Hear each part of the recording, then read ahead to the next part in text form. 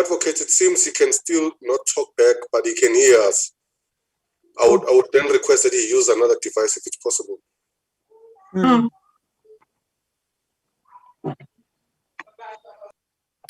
Advocate, can you hear us?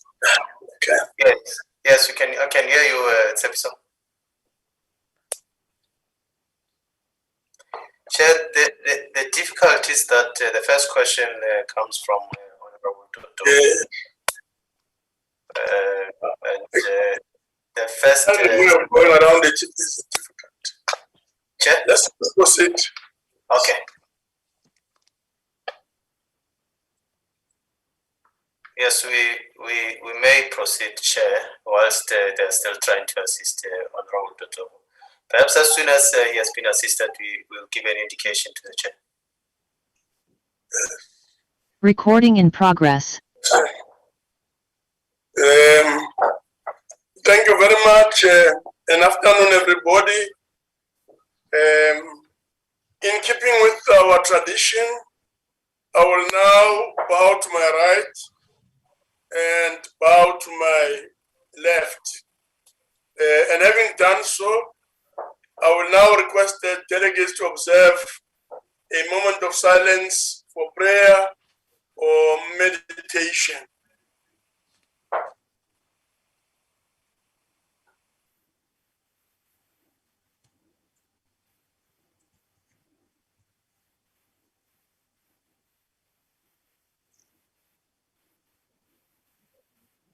Thank you very much. Honorable delegates, before we proceed,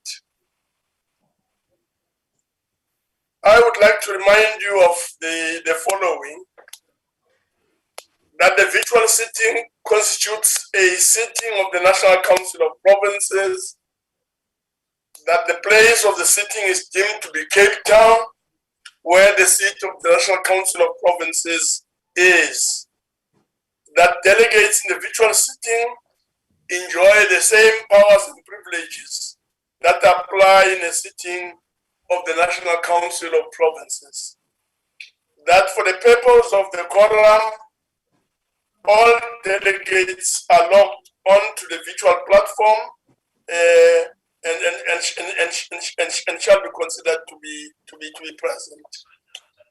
That delegates must always switch on their videos when addressing the chair.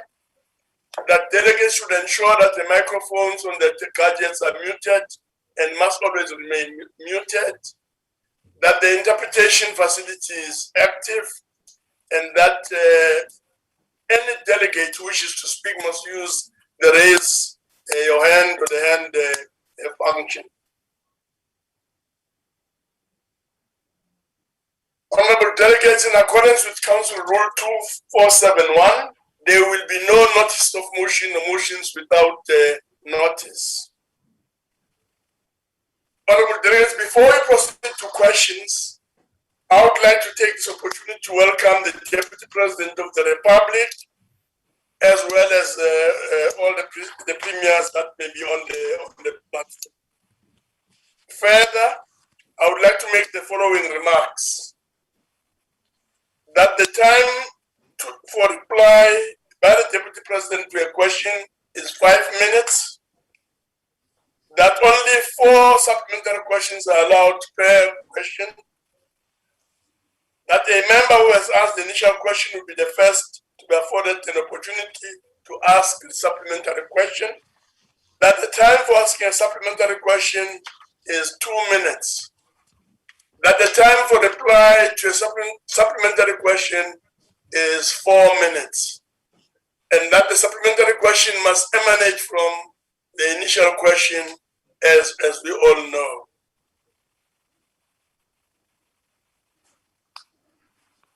Having gone through these steps, we'll now proceed to the question paper. The first question is question 7, and the question is on progress on interventions to address service delivery. This question has been tabled by Honorable Dodovu and is directed to the Deputy President.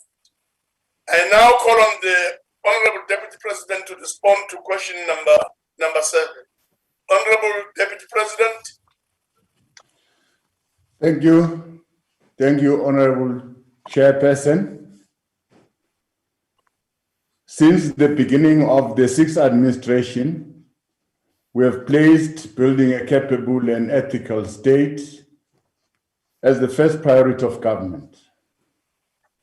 In this regard, we are piloting the district development model as a whole of government intervention to coordinate and integrate development plans, budgets, and mobilize all sectors of society in pursuit of an inclusive growth and job creation. This seeks to solve the horizontal and vertical silos in government planning and in the provision of integrated services. This model, through this model, we are able to effectively track the intergovernmental relations, misalignment in government programs, duplication of services that lead to wastages of resources, and risk associated with poor planning. And collectively, these often result into poor service delivery interventions at local level. This model further enables government to profile all districts in order to proactively identify priority districts and hotspots in the need of urgent attention.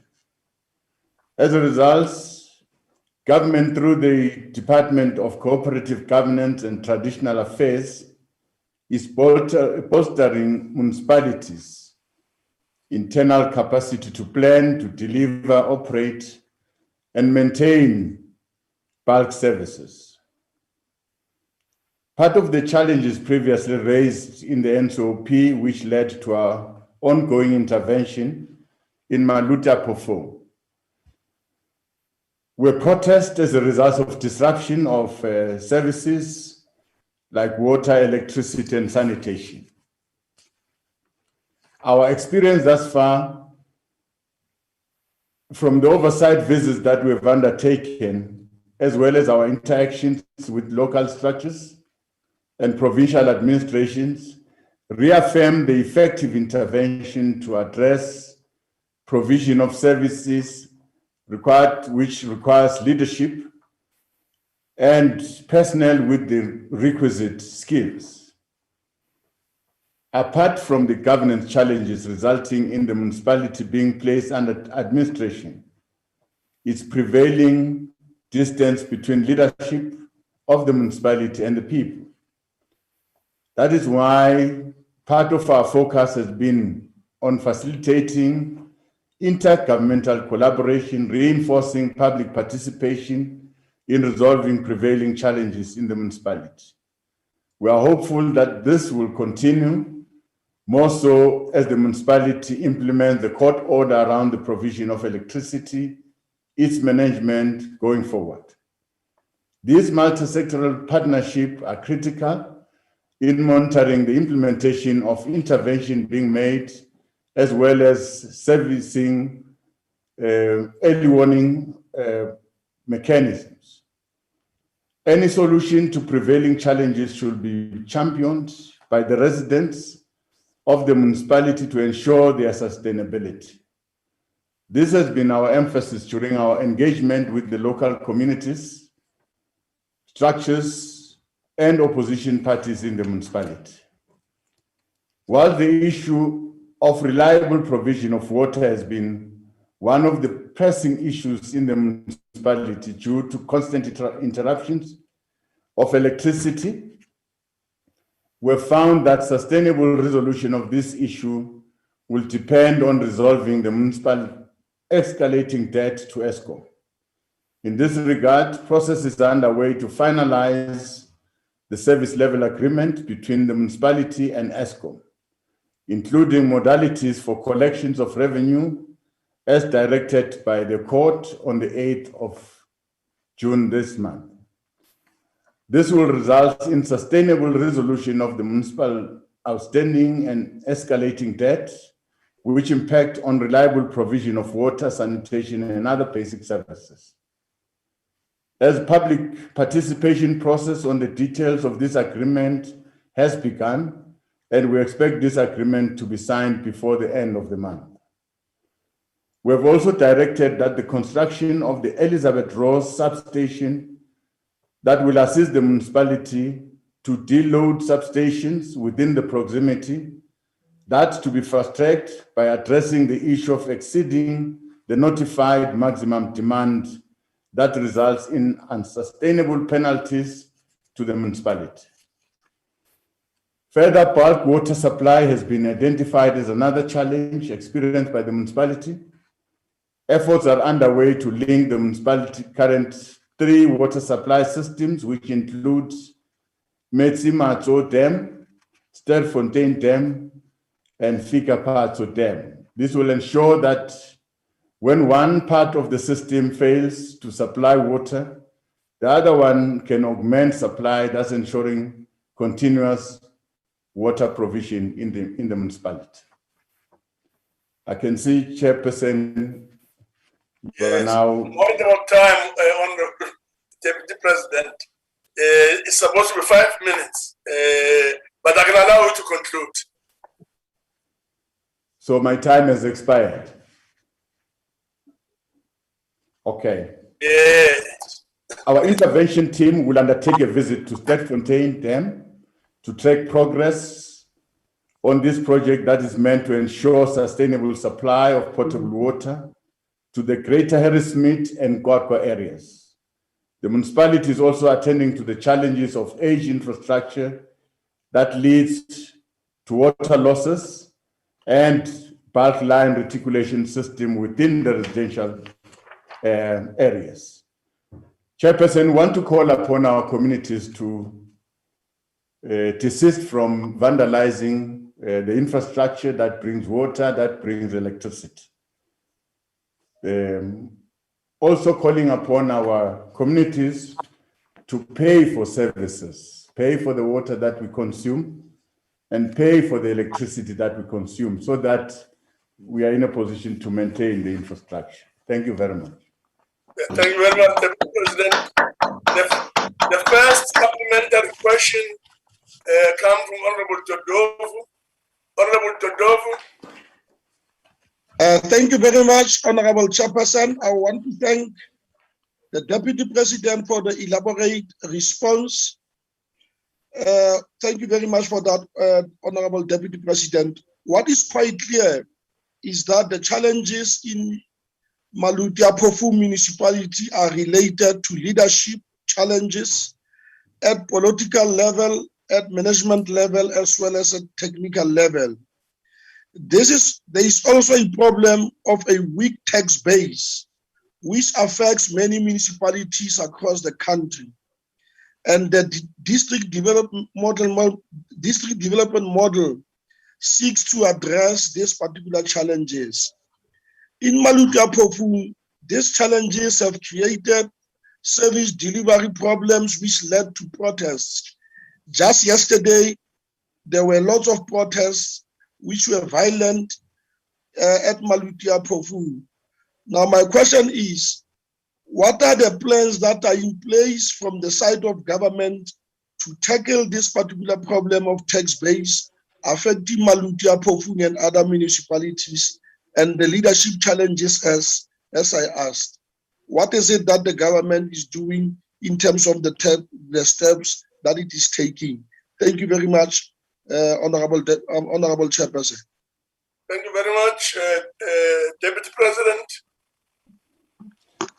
Thank you very much, Honorable Chairperson.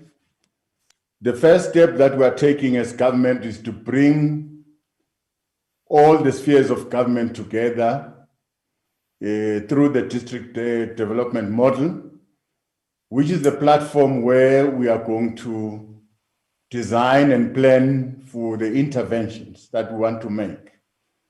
And we've succeeded to come up with one intervention to get the municipality and ESCOM to sign a service level agreement. Now, this service level agreement will ensure that there is electricity. And beyond that, it will ensure that there is water, because some of the water pumps, they use electricity. But beyond this process, we want to ensure that ESCOM steps in and collect revenue, so that the revenue that is collected, what is due to the municipality will be given to the municipality, and what is due to ESCOM will go to ESCOM, so that we deal with the debt crisis that the municipality is facing. And then we're going to attend to the water challenges and the sanitation. But all of us are going to utilize the district platform to interact, to plan, and to budget. That means local government, the district, the province, and the national government. Thank you very much. Thank you very much. We'll then move on to the next question. The President, the question comes from the GA, Honorable Professor.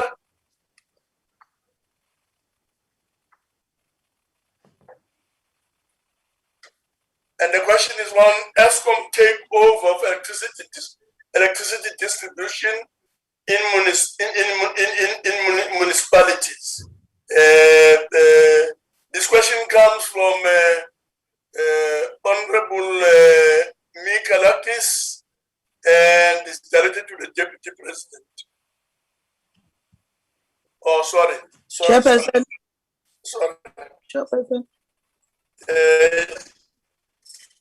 We're at the point where we should get a second supplementary question from Honorable MC Fesser. Honorable Professor, I will then proceed to the third supplementary question from Honorable SB Lihihi. Honorable Lihihi.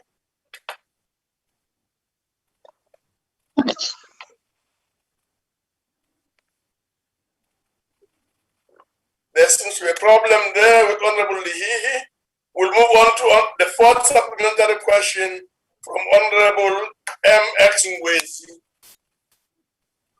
Honorable Ngwezi, I see the name of Honorable Karen Fesser on the screen. Honorable Professor.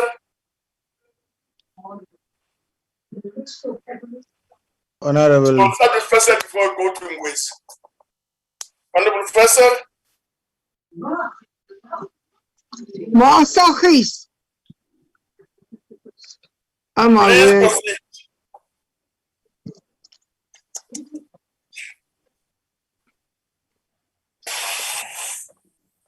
No sound.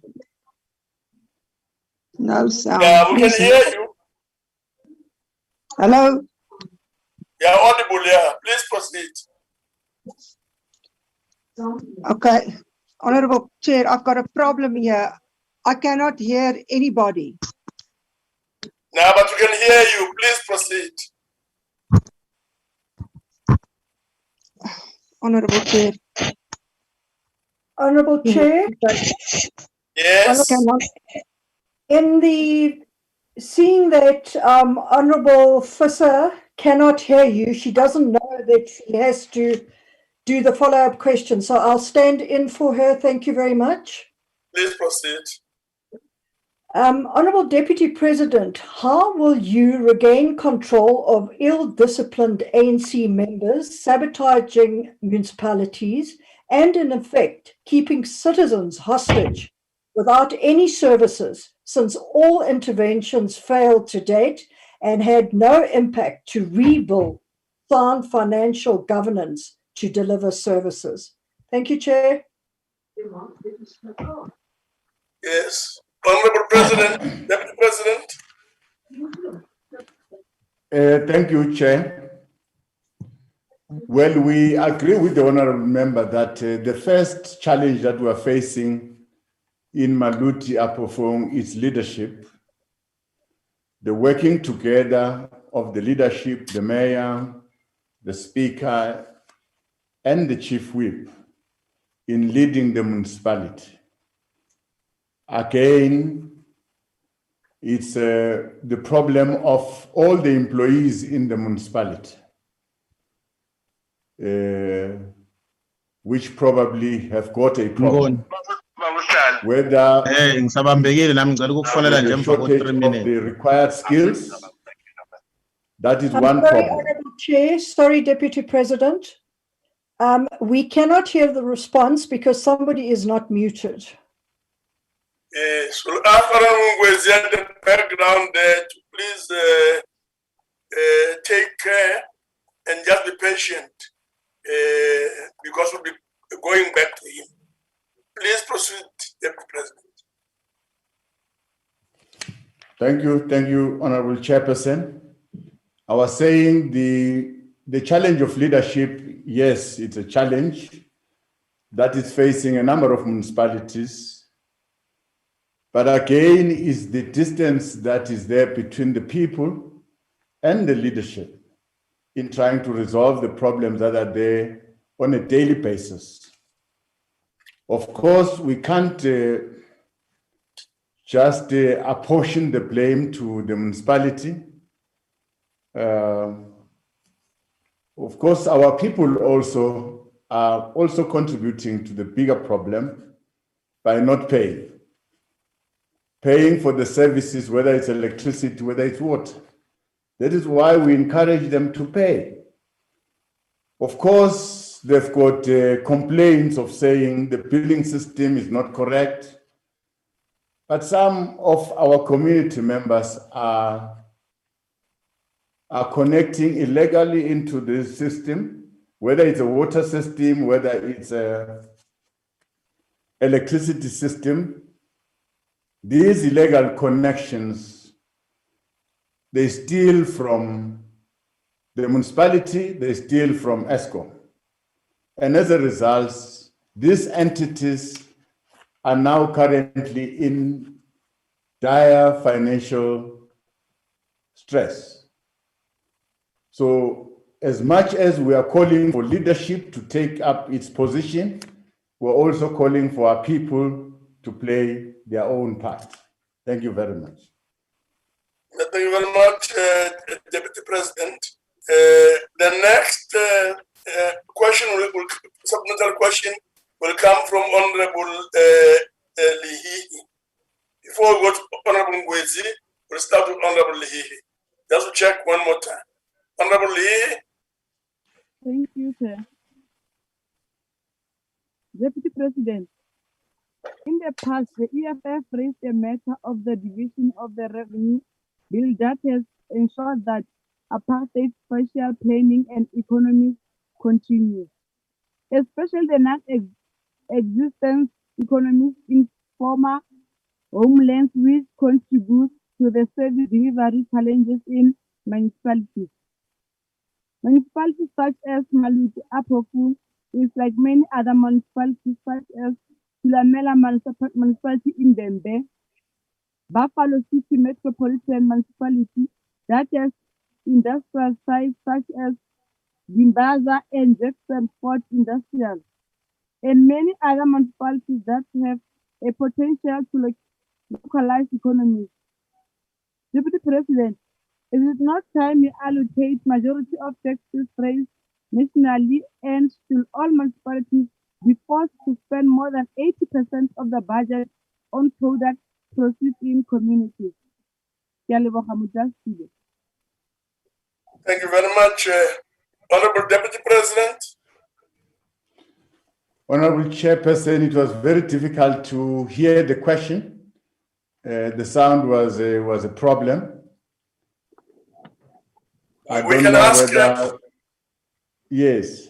The President will ask Honorable Hihi to please take it easy, slow down a bit, but repeat the question. Okay. Honorable Hihi. Thank you. Deputy President, in the past, the EFF raised a matter of the revision of the revenue bill that has ensured that apartheid spatial planning and economics continue, especially the non-existent economics in former homelands, which contributes to the service delivery challenges in municipalities. Municipalities such as Malut Apofu is like many other municipalities such as Tulamela municipality in Bembe, Buffalo City Metropolitan Municipality that has industrial sites such as Gimbaza and Jackson Fort Industrial, and many other municipalities that have a potential to localize economies. Deputy President, is it not time we allocate majority of taxes raised nationally and should all municipalities be forced to spend more than 80% of their budget on products produced in communities? Thank you. Yeah. The question really seems to be that there are challenges in Monodak Kofung, yes, but there are also similar challenges in areas like in municipalities such as Tulamela, and then the question of allocation of taxes. Deputy President. Thank you, Honorable Chairperson, for that assistance.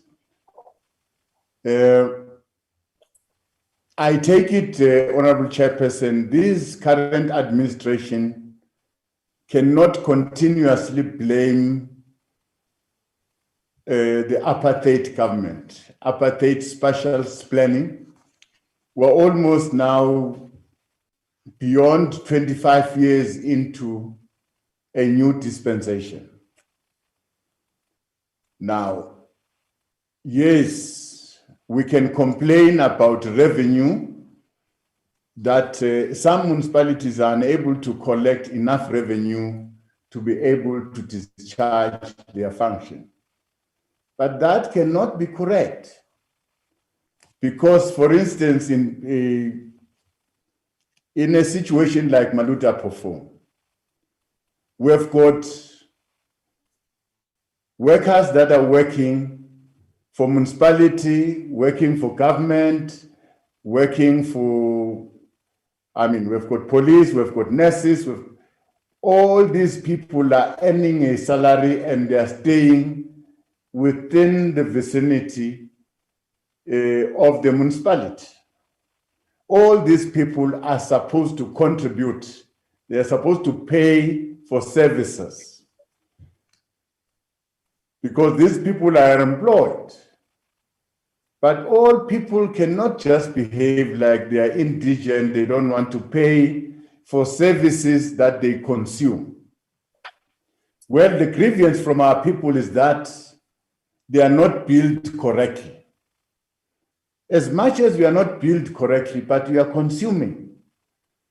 Pay what you think you have consumed. Then you can query the rest. But for communities not to pay at all for electricity, for water, it's unheard of because municipalities can't continue to maintain the infrastructure, can't continue to supply wood. Municipalities can't continue to supply electricity because this electricity is bought from ESCOM. That is why we've got this problem in Maluti Pofo. So yes, we can complain today that some of the municipalities, their revenue base is low, but let's encourage our people who are working to pay for the services. Thank you, Honorable Chair. Now, thank you very much, Deputy President. The next supplementary question, which is the last supplementary question, comes from Honorable Ngwezi. Honorable Ngwezi. Thank you very much, Yambose, Chair of the NCOP. Your Excellency, the Deputy President, Tatumabuza, and colleagues, you have actually, Mr. Deputy President, assisted with one of the problems that are in that particular municipality. For instance, the issue of leadership, both political and administratively. And as we all know, that the Constitution of the Republic of South Africa addresses the concerns we have actually raised, that these are the problems in the municipality. Now, I would like to know from you as leader of government business, whether are you intending to advise MECs and ministers concerned to actually invoke Section 139, 1A, B, and C, if there is no improvement in the municipality, because surely the leadership there is absent on duty and they continue to earn a salary when they've got no work to do. And just recently we saw people, you know, in the streets, in the Harrismith, saying that we don't want to be under this municipality of Maluti Apofong, which means that there are really serious problems in that municipality. So the question is, are you intending to engage MECs and ministers, you know, concerned to actually invoke Section 139 A, B, and C to actually address the problem so that our communities can be freed from the frustration that is there? Thank you very much, Honorable Chairperson. Honorable Deputy President. Thank you very much, Honorable Speaker. Just to advise the Honorable Member that we are from that situation. We have intervened in the past by putting Section 139, 1B. That section went on for almost a year, and it was lifted. But the challenges within the municipality continued. We are intervening now in the municipality just after the lifting of Section 139. So we might want to apply Section 139 in other municipalities. But with this one, I think we failed. The only option available is to get all government departments, get the people. We solve the challenges that are confronting the municipalities, the challenges that are confronting the people. It's one thing to put an intervention that does not bring water to the people. You put an intervention that does not bring electricity to the people. Day in, day out, we are taking each other to court, and that does not resolve the problem. So we are there practical on the ground to ensure that we resolve the problem. I can assure people in Maluti Apofong that they will get electricity, but they must pay for the electricity. I can assure them that they will get water, but they must pay for the water.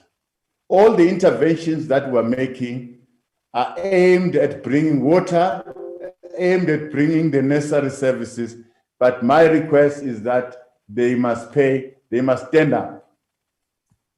Thank you very much.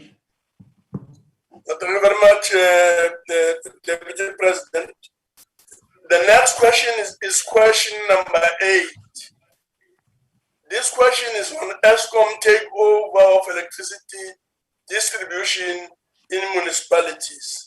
The question has been asked by, initially by Mikalakis, but the person who's now taking responsibility going forward is Honorable PLENARY of the DA. And this question is directed to the Deputy President. Honorable Deputy President. Thank you, Honorable Chairperson. Our expectation is that the concerned parties will reach an understanding on the modalities to give effect to the court order in the Harrismith Business Forum and AFGRI operations matter of the 8th June 2021 by concluding a working agreement that is in the best interest of the municipality, best interest of ESCOM, and the residents of Maluta Pofong as soon as the end of this month, June. In terms of the court order, it is envisaged that ESCOM will subject to NERSA approval, start to operate as a service delivery agent within that municipality. This appointment is based on terms contained in the active partnering proposal, which was submitted by ESCOM to the municipality on the 8th of December 2020. Whereas all indications are that a reasonable turnaround time projected for these processes is estimated to be more than the 2 prescribed weeks that are prescribed by the court.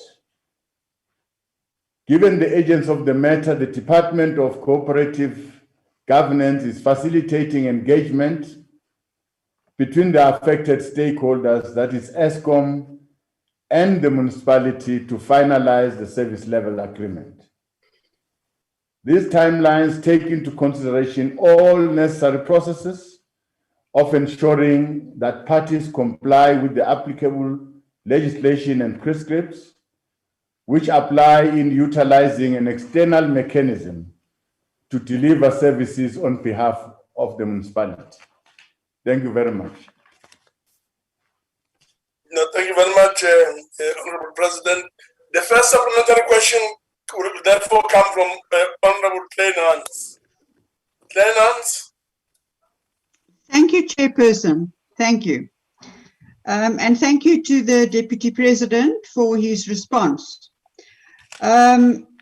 We received a legal opinion from the MEC for Finance in the Free State, which we agree with, that if the municipality defaults in line with what is set out in Chapter 13 of the MFMA, that the National Executive is obliged to intervene in terms of the Constitution. That means that the National Executive does not have a choice. If the municipality fails to adopt the ESCOM proposal, when will the National Executive fulfill its constitutional obligation of mandatory intervention? Thank you, Chair. Honorable Deputy President. Thank you, Honorable Chairperson. Well, we are no longer going to go that route of intervening as the national government, because already there is a court order that was brought by the business forum there in AFGRI, requesting the court to allow ESCOM to provide electricity direct. And that order was granted. As government, we did not oppose, because that is our thinking also. So as we stand today, there is an order in front of us that says ESCOM and the municipality must enter into a service level agreement, and it must be signed by no later than 2 weeks. Today, we have seen the proposed level agreement between the two, and we agree with them. They are just dotting the I's and crossing the T's. So the service level agreement is going to be signed. That is why I'm confident that people in Maluta Pofong businesses will receive electricity. But the onus is upon them now to also pay for these services that they receive. Thank you very much. Thank you very much, Deputy President. The next supplementary question is the second supplementary question, will come from Honorable Mugiva. Honorable Mkiva. Mangibulele sihlalo, bulele nyambo zomhle kangaka, ngibulele nakumalunga endlu. Ngibulise kusekela mongameli, ngithi kusekela mongameli. Ngiyabonga ukuthi lo mbuzo uphendule kahle kakhulu ngendlela ecacile okwekati emhlophe ehlungwini. Honorable Deputy President, our government has made a provision for providing electricity to indigent families who cannot afford to pay for electricity. However, there are communities that refuse to pay for electricity and thus connect power illegally. Honorable Deputy President, what is the impact of this non-payment for electricity by community members and the illegal connections on the general performance and provisions of electricity to South Africans by ESCOM? Thank you. That's my question, Chair. Thank you very much. Honorable Deputy President. Thank you very much, Honorable Chairperson. The impact of non-payment for services that are consumed, the impact is very huge because the municipality is unable to maintain the infrastructure that is supposed to maintain that the municipality uses to bring the necessary services like your pipes, like your electricity systems, because electricity is being stolen, water is being stolen. People are not paying. The same goes to ESCOM and all the water boards that are bringing water to all the municipalities. If people are not paying, that means the water boards cannot continue to bring clean water because they must employ people, they must maintain the system. Now, this principle of not paying for services, it's a culture that we must overcome, and we are calling upon our people to really pay for services. We are going to do our best to ensure that our people are billed correctly. We're going to put smart meters so that the electricity that you must pay for is correct. It's equivalent to what you have consumed.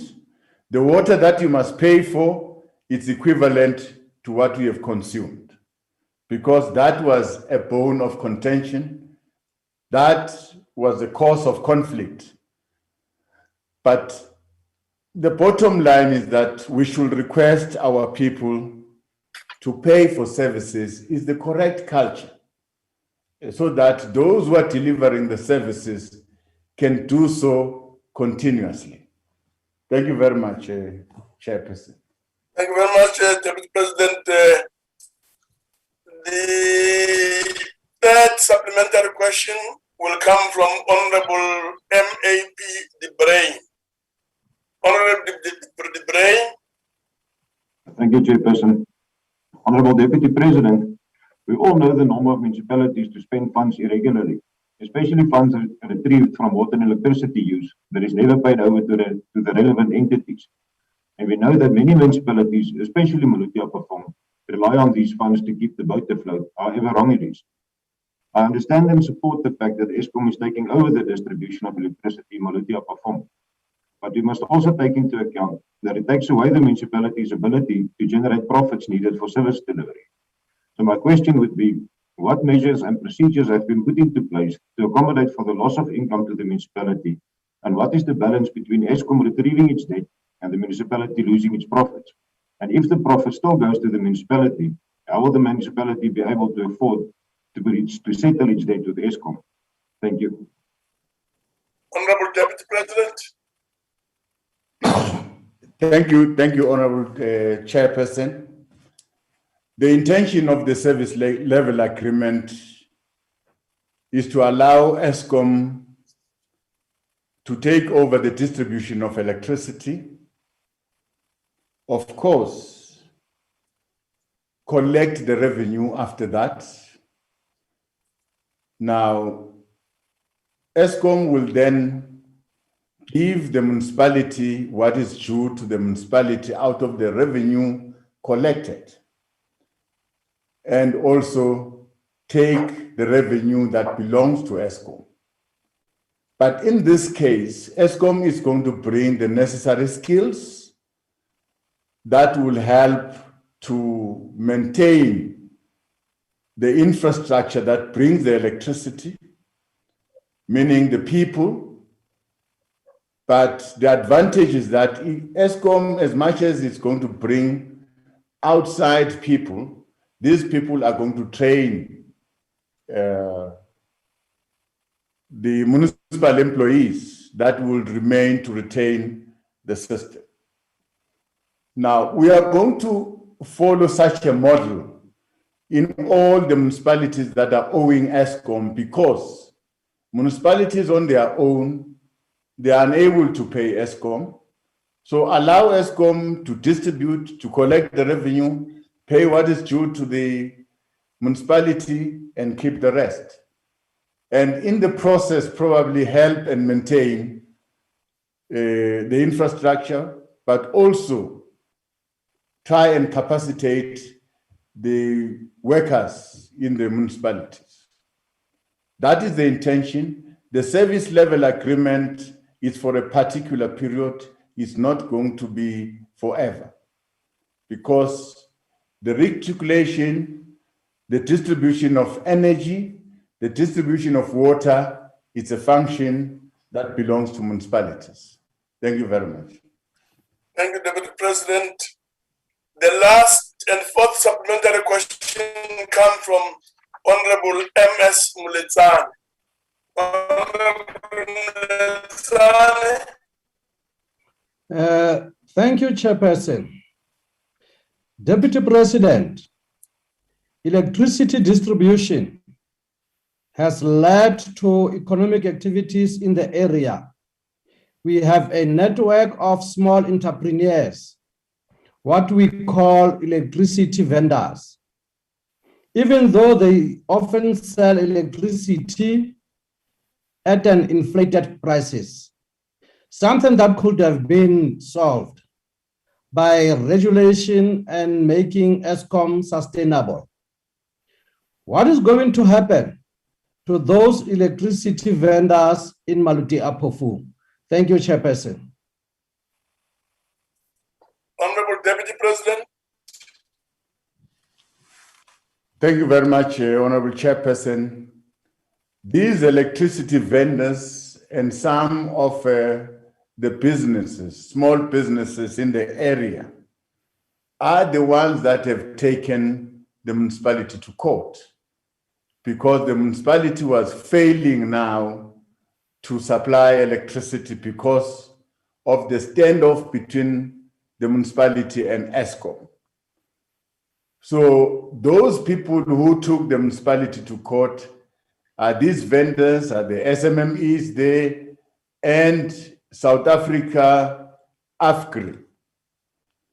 Now, this is a clear intention and a clear indication that businesses want to operate, they want electricity, because they are mindful of their businesses that are collapsing if they don't receive energy.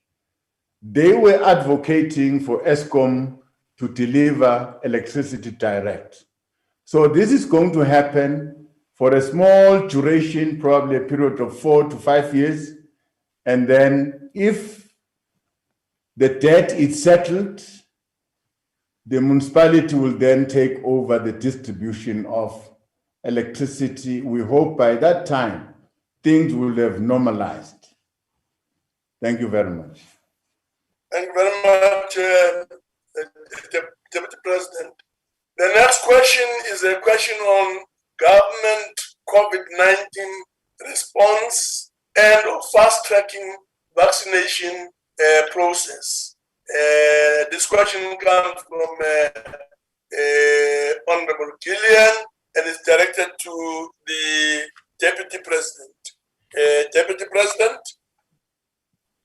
Thank you, Honorable Chairperson. It is common cause that when COVID-19 pandemic broke, many countries, including our country, moved swiftly with speed to contain the spread of the virus by, among other things, implementing nationwide lockdowns. As the year went by, a risk-adjusted strategy was employed with different levels of regulations, allowing for curbing of the spread of the pandemic and ensuring that the economy works. Of course, these measures assisted a great deal in preventing a catastrophe by saving a number of lives that could have been lost had government not acted in a manner it has acted. It is regrettable that a number of lives, however, have been lost, as well as livelihoods, due to the equal adverse effects on the economy, especially in the manufacturing, hospitality sectors, that led to job losses and the rise in unemployment. As we seek to rebuild the economy and overcome the unacceptable high levels of poverty and unemployment, the presidency is overseeing the implementation of the presidential employment stimulus, which is focused on coordinating, enhancing, and upscaling a range of existing programs across government and through close partnership with the private sector. In addition, various government programs such as the Social Distress Relief Grant, the Temporary Employer Relief Scheme, have contributed to countering the impact of unemployment inequality at household level. Of course, in the medium to long term, such measures will need to be supported through sustainable employment intervention. We hold the view that it had not been for the united action for all of us as a country, organized business, labor, and the broader civil society, would have been worse off in our response to COVID-19 pandemic. We continue to salute our frontline workers who worked very hard to save lives and prevent further loss. In our effort of saving lives, the National Department of Health developed a plan of action to mitigate and respond to COVID-19 resurgence in South Africa prior to the second wave. Following the second wave, incident management team, in collaboration with the World Health Organization, reviewed the successes and failures with regards to the intervention previously implemented during the second wave. From these, the department identified what could have been done to improve response, including planning for the third wave. The department engaged with provincial departments, provided support in the development of the province-specific resurgence plan, which detailed activities to be implemented to improve the health system going into subsequent resurgence. There are two major components of the resurgence plan. First component is surveillance, which key resurgence monitoring indicators are described and thresholds are defined to enable the close tracking of COVID-19 trends. The second component of the plan is the Intervention Toolkit, which stipulates actions for 10 intervention areas that includes governance, leadership, medical supplies, epidemiology and response, risk communication, and community engagement, among others. Thus, the measures put in place are the continuous close surveillance of key resurgence indicators and deployment of rapid response teams to targeted areas. In essence, these measures are focused on ensuring that we continue to save lives through close surveillance of key resurgence indicators and the deployment of rapid response teams to targeted areas. The major response area in saving lives and achieving population health is the ongoing mass vaccination program under the coordination of the IMC on COVID-19 vaccines. Initially, there was a slow uptake to vaccination due to limited supply of the vaccines as a result of global demand for vaccination, as well as pessimism towards their use. This has been addressed by concluding negotiations with manufacturers and upscaling government risk communication. Furthermore, we experience regulatory issues with regards to AstraZeneca that was delivered first, and later Johnson & Johnson, which cumulatively has impacted on the scale and pace of the vaccination program. Notwithstanding these challenges, we are forging ahead, and the vaccination acquisition and distribution to provinces is also improved. Hence, we are witnessing the rise in numbers of those that are being vaccinated. Further intervention being implemented to save lives are ongoing negotiations with vaccine manufacturers, such as Gamaleya Institute for the Sputnik V and manufacturers of Sinovac that are at an advanced stage. The opportunity of receiving additional doses through our COVAX facility is being actively pursued. We're also enhancing local manufacturing capability through collaboration with the other partners within BRICS, which will enable us to overcome the current pandemic and respond to future health emergencies. As government will continue to ensure that every citizen enjoy the right to life, equality and human dignity as outlined in the Bill of Rights, with the recent surge of new cases, we want to appeal to all of us to continue to observe COVID-19 protocols to curb further infections while working on achieving population immunity through vaccines. As you conclude, thank you very much, Chairperson. Thank you. I'm done. Thank you very much. Thank you very much. The first supplementary question will come from Honorable Gillian. Thank you, Chairperson. Honorable Deputy President, thank you for your candid and comprehensive response to this question. Honorable Deputy President, what is government working together with all stakeholders doing to frequently communicate with communities in order to evade challenges brought about by so-called COVID-19 pandemic fatigue, which has seemingly crept into our society, thereby making people to weaken their compliance levels to non-pharmaceutical measures whilst increasing the vaccination numbers to reach population immunity.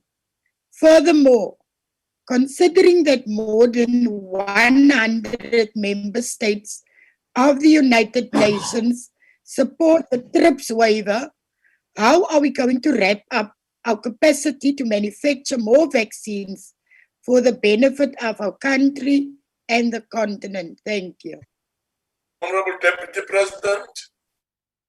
Thank you very much, Honorable Chairperson. We are steaming ahead in terms of rolling out our vaccination program. Of course, mindful of the setbacks that we have encountered, your AstraZeneca and J&J. We hope these are temporary setbacks. We are going to get out of this. We are steaming ahead so that finally we can reach population immunity. We want to get out of this problem of COVID-19. And we think it's only through vaccination We have, in the meantime, insisted that our people must follow the COVID-19 protocol so that we can avoid loss of life, because you are aware that our people are dying, the infections are going high. Mindful of the fatigue, our people are tired of all these measures, but it's no time to get tired. We need to insist and need to persist so that we can save lives, and in the process try and save livelihoods. It's a route that we must travel, because this is a global problem. Every country is facing this problem. It's not us alone. But we are trying very hard to get other vaccines so that we speed up the process of vaccinating our people. We are trying very hard to dispel the myths in our communities about vaccines. Vaccines are meant to save us. They are meant to save life. So all those people who are saying all sorts of stories about vaccines, I think very incorrect. Vaccines are about saving our lives. Thank you very much. Thank you very much, Deputy President. The next question, which is the second supplementary question, comes from Honorable Ngwezi. Honorable Ngwezi. Ngiyabonga kakhulu Nyamboza. Sekela Mengameli. Ngicela usazise njengabantu base South Africa nezwe lethu esilithandayo ukuthi yingani njengamanje sisakwisigaba sesibili lesi sokhuvethe ku level 2 kodwa ukhuvethe lube selihlasela cishe ngokwesigaba sesithathu. Bengeke yini kubaluleka ukuthi sinyuse ama levels ukuze sikwazi ukuvikela abantu bethu abangabasebenzi bezempilo ikakhulukazi abangakajovike nokho bonke, nokuthi sivikele nje abantu balwelizwe in general, nathi uqobo sivikeleke. Sekela Mengameli, ngiyathokoza kakhulu. Deputy President. Ngibonge Sihlalo. Yebo, ilungu elihloniphekile liqinisile ukuthi isimo sesifo i-COVID-19 siyabhebhetheka ngaphandle. Kubalulekile ukuthi uhulumeni athathe isinyathelo esiqatha ukuthi azame ukuvikela ukuthi lesifo lesi singaqhubekeli phambili.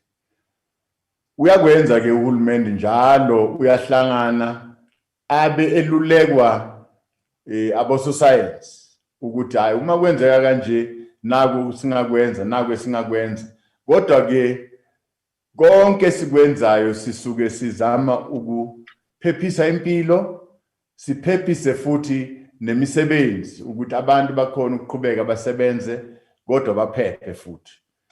Sizakwenza ke konke ukufanele sikwenze, kodwa sikwaziyo ukuthi kufanele siqinise kulehlelo lemijovo ukuthi abantu bagomele lesi sifo. Sizozama ke ukuthi sikhulumisane nabanye abakhiqiza imijovo le, ama vaccines lawa ukukhulunywa ngawo, ukuze phela abantu bakithi basizakale. Sisesigabeni sesibili manje lapho saqhubeka khona nabasebenzi bakahulumeni ikakhulu onesi, siyaqedela lapho, kodwa sizoqhubeka futhi nabantu abadala ukuthi abantu abadala bakuthole ukugonywa ukuze bavikeleke lapha. Sizazama ke ukuthi sithole ama vaccines ngobuningi ukuze sihambe ngepace engathi iyasheshisa. Uhulumeni ubhekile ucela futhi ukuthi abantu babambisane naye uhulumeni ukuthi bagome lesifo ngokuthi bazame ukuthi basebenzise ama-mask lawo, bazame futhi ukuthi bageze izandla, selokhu balinde ukuthi bathole ukugonywa. Nanoma ngabe sugonyiwe, ungayeki ukusebenzisa ukugeza izandla, ungayeki futhi ukusebenzisa i-mask, ungayeki ukuthi ukhiphe i-distance until size sifike la sesithi cha, ingathi wonke umuntu eSouth Africa usugonyiwe manje, noma ipercent ethile isigonyiwe, sesingasho ukuthi sesiyaphuma kule ngozi ebesibhekene nayo. Ngiyabonga. Sekela Mongameli. The next supplementary question that will come from Honorable Mletsane. Honorable Mletsane. Thank you, Chairperson. Deputy President, South Africa is amongst the countries that have performed badly in terms of vaccination, not just in South Africa. The President has told many forums that he has addressed that our people are not vaccinated because there is vaccine nationalism by the Western countries.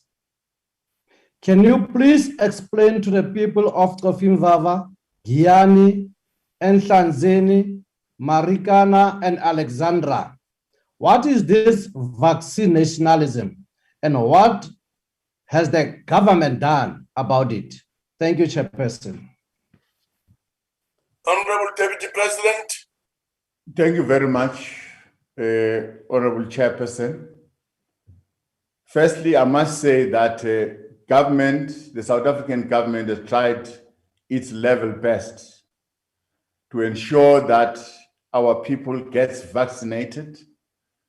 Remember, we received 1 million vaccines from AstraZeneca, only to find that our scientists are saying these vaccines, AstraZeneca, are not capable enough to deal with the COVID-19. We then had to sell them back to the continent. Now, we received Johnson & Johnson.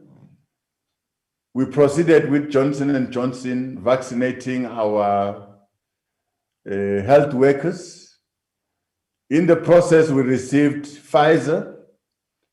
We are continuing with Pfizer, and the numbers are increasing. As much as we're not moving with the pace that we desire as a government, but we are proceeding. We're mindful of the obstacles. We are mindful of the demand that is out there for vaccines.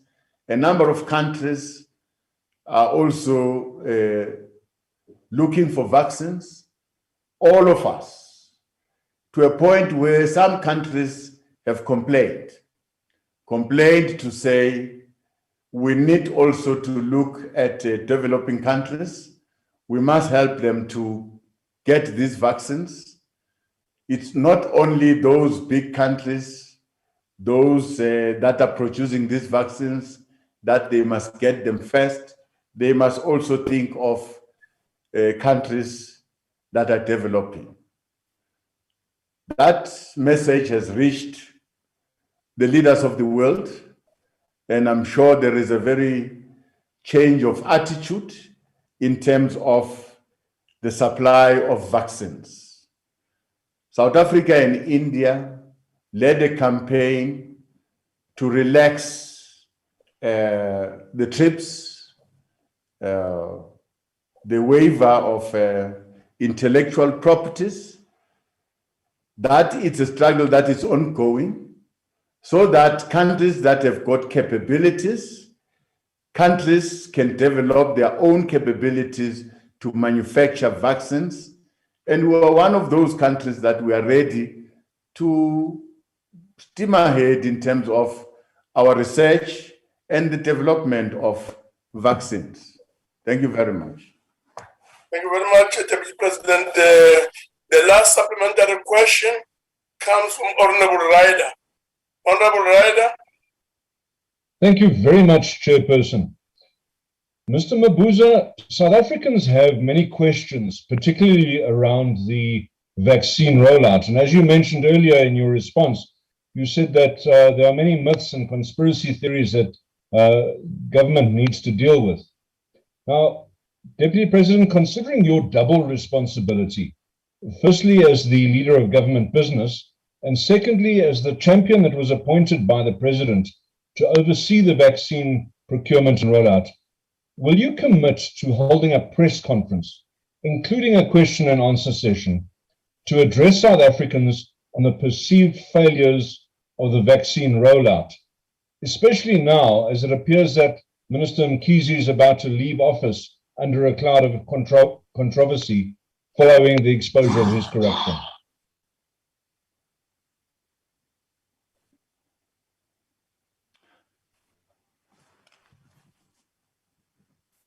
Honorable Deputy President.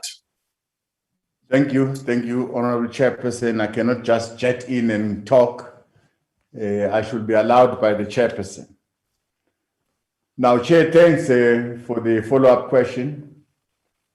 I think vaccines are generally a challenge in the whole world. They are not readily available for the population of the world. So we have reached certain contracts with two manufacturers. That is J&J. We've signed a contract, and we've signed a contract with Pfizer.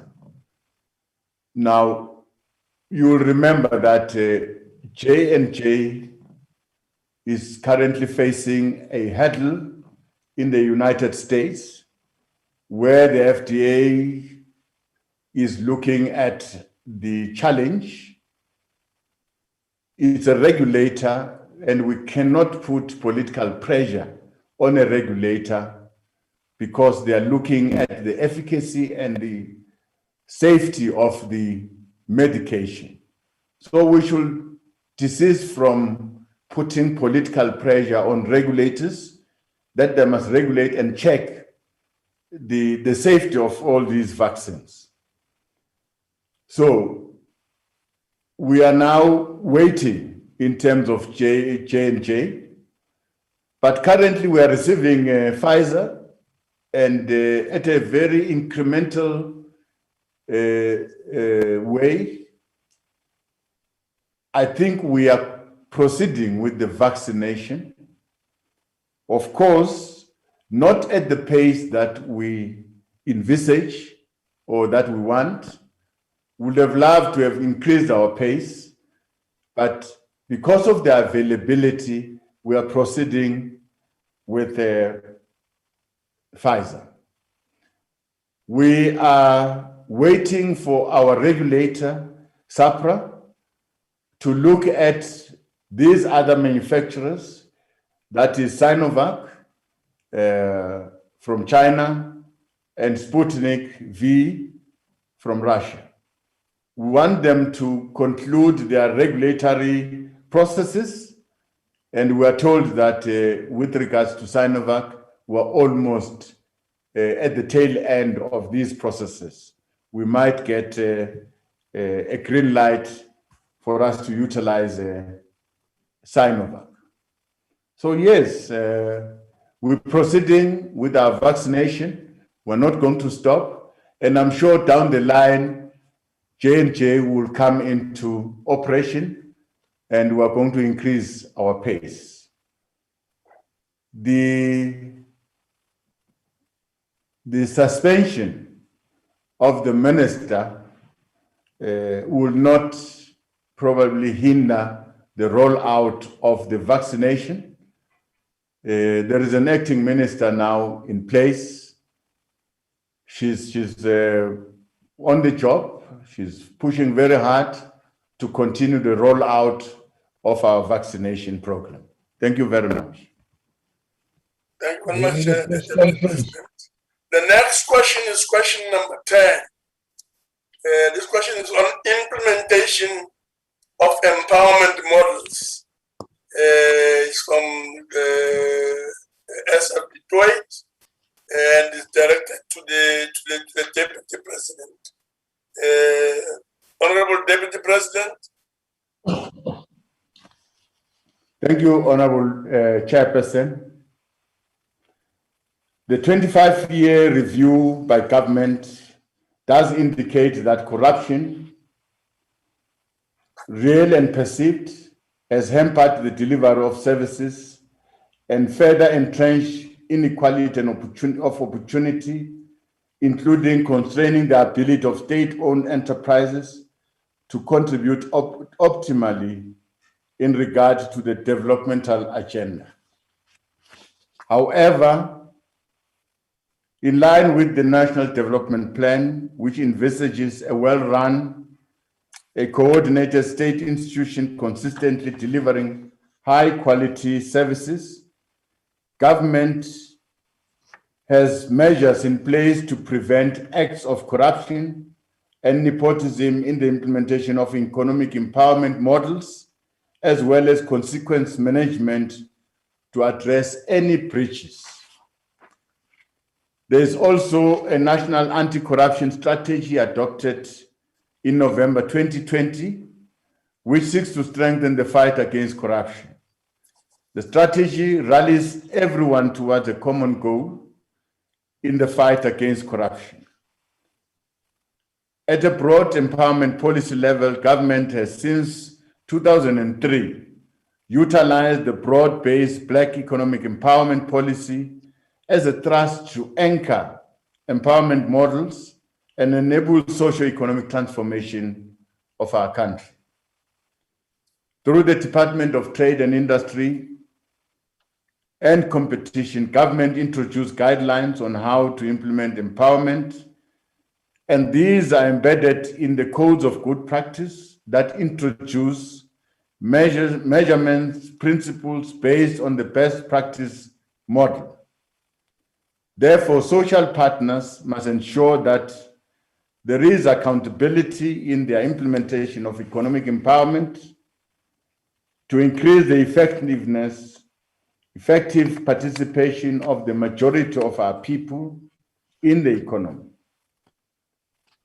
In case of financial incentives provided by government to individual entities or bodies to support investment and employment, these are provided and regulated through widely publicized guidelines to limit the scope of individual discretion in decision-making. These financial incentives are monitored and are subjected to regular independent evaluation to ensure that they achieve the expected impact. This monitoring extends to cases of corrupt practices like fronting and collusion with the broad-based Black Economic Empowerment Act, which regulates. At the level of public employment programs aimed at contributing towards the reduction of unemployment and alleviation of poverty, the Department of Public Works and Infrastructure follows recruitment protocol in an open and a transparent process.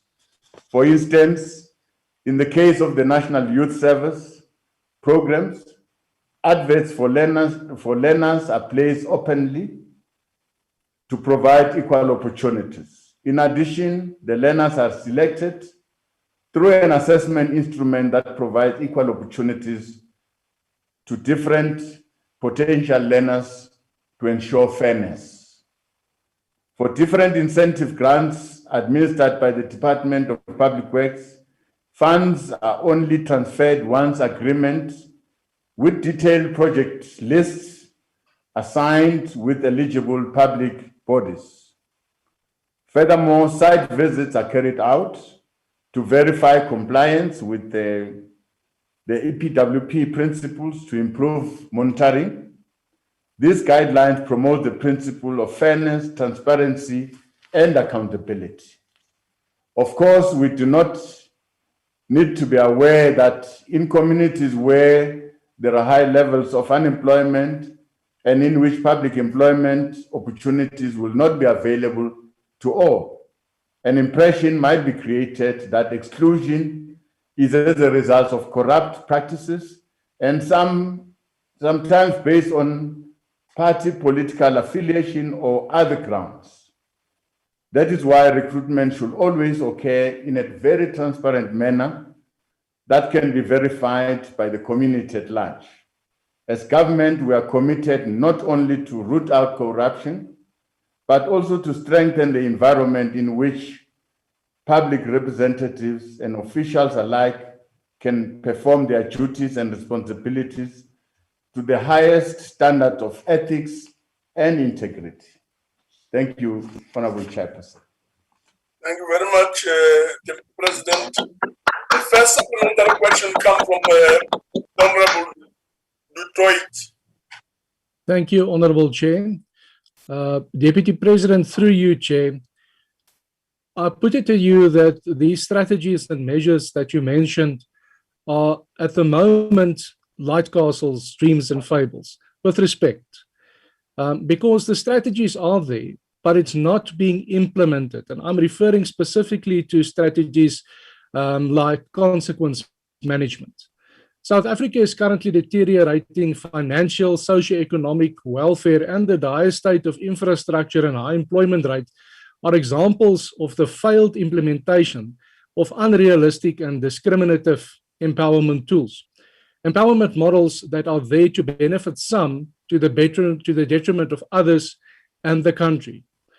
Honorable President, Deputy President, do you agree that empowerment contributed to maladministration, corruption, fruitless and wasteful expenditure, mismanagement, underperformance, underspending, overspending, and the collapse of municipal and government structures because the measures that were there to prevent corruption were not adhered to? Thank you, Chair. Deputy President. Thank you, Honorable Chair. Well, I don't agree entirely with the Honorable Member. First of all, I've said in my response that government has adopted a national anti-corruption strategy that is in place, is being followed. Monitoring and evaluation in all government programs happens without failure. We are trying very hard as government to detect any incidences of corruption. Now, the guidelines that we're implementing are being followed. The Department of Trade and Industry and Competition, which is responsible for all these guidelines of broad-based Black economic empowerment, overlooking that act and ensuring that the codes of good practice are being followed. Up to so far, the department has done very well. They followed issues of fronting. The Competition Act has been followed. Competition Commission. The tribunal has handled a number of cases.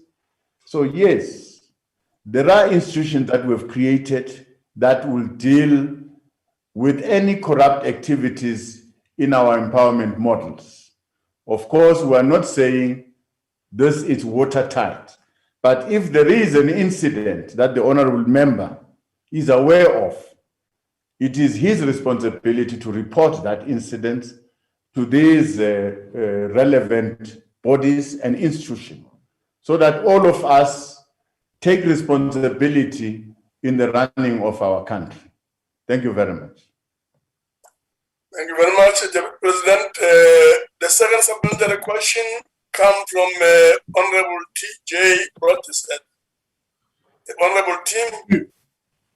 Thank you, House Chairperson. Through you to the Deputy President. Mr. Deputy President, Since the promulgation of the PFMA some 20 years ago, your inept and corrupt government continuously enacts new legislation or new plans to deal with corruption, sadly to no effect at all. A case in point is the strategic donation from General Electric, channeled via ESCOM to the Didi Mabuza Foundation, which seems to indicate the going price for overcoming pesky empowerment regulations. How will your latest reassurances to this House today prove to be any different from your promises before? Is it not time to admit defeat, step aside, and allow a proper party of governance like the Democratic Alliance to take over? I thank you. Honorable Deputy President. Thank you very much, Honorable Chairperson. I think we must try and correct what the Honorable Member is saying about the Didi Mabuza Foundation.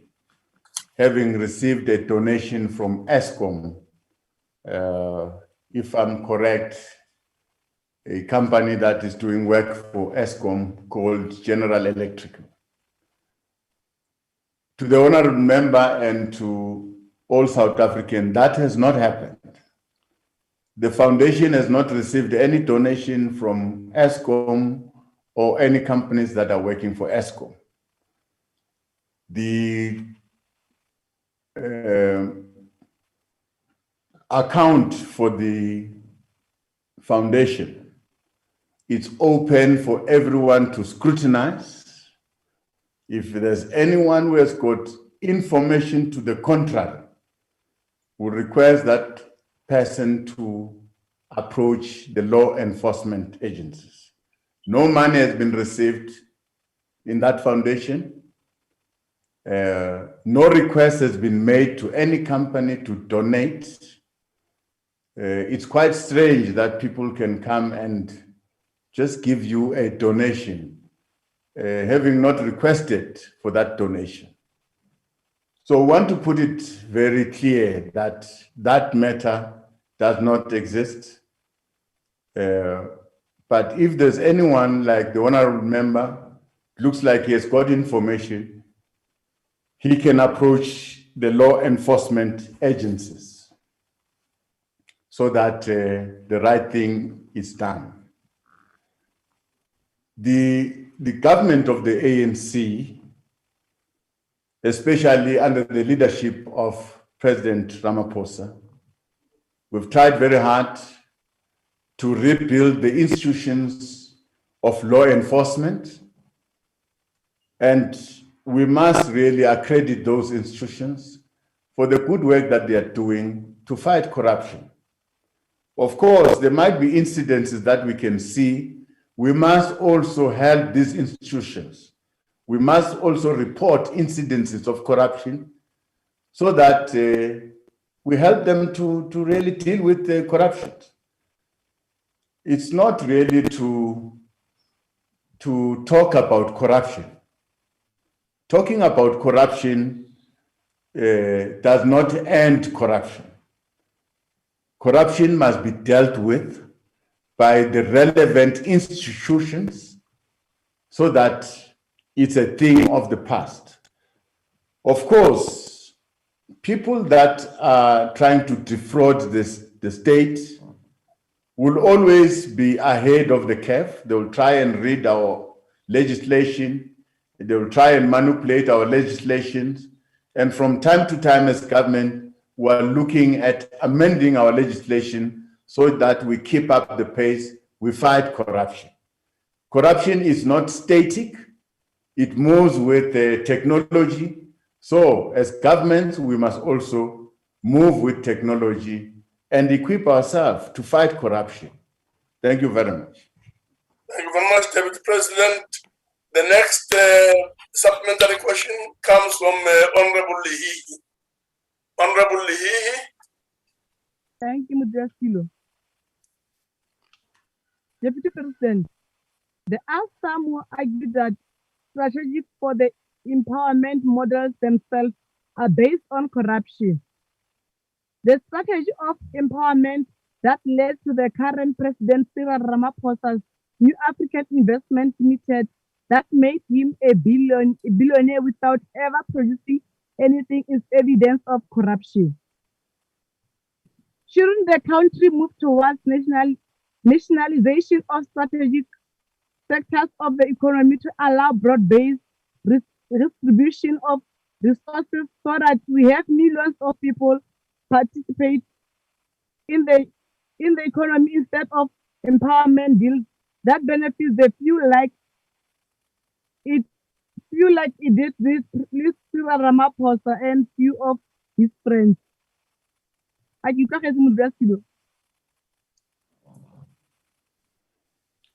there's the question, Honorable Lehihi, on corruption and nationalization.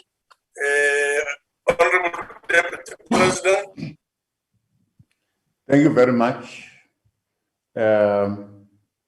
Chairperson. I must really upfront say that I'm not aware of the businesses of the President, and I cannot attest and confirm what the honorable member is talking about.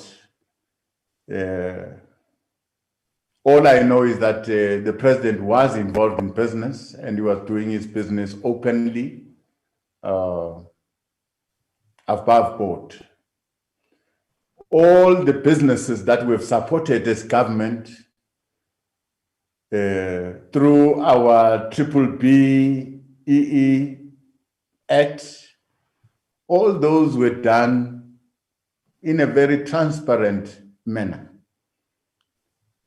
I'll be happy if the member can cite one of such an example where corruption was done.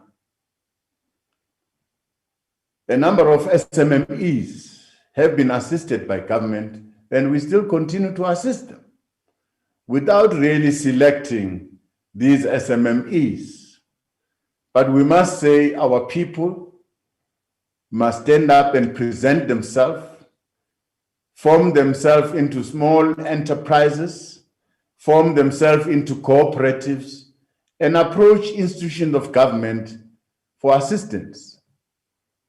Government is readily available to work and empower and assist our people to grow this economy. But where there are incidences of corruption, we'll appeal to everyone to report those incidences to the relevant authorities. Thank you very much. Thank you very much, Deputy President. The last and the fourth supplementary question comes from Honorable M.L. Mushodi. Honorable Mushodi. Thank you, Honorable Chairperson, Honorable President, Honorable Chief Whip Ndate Mohai, Honorable members, good afternoon. Thank you, Honorable Deputy President, for the response. Our government must never be apologetic for affirmative action and other empowerment intervention which are necessary to reverse the legacy of apartheid and colonialism which located majority of our people outside of the mainstream economy. Honorable President, it is also extremely wrong to associate transformation to corruption.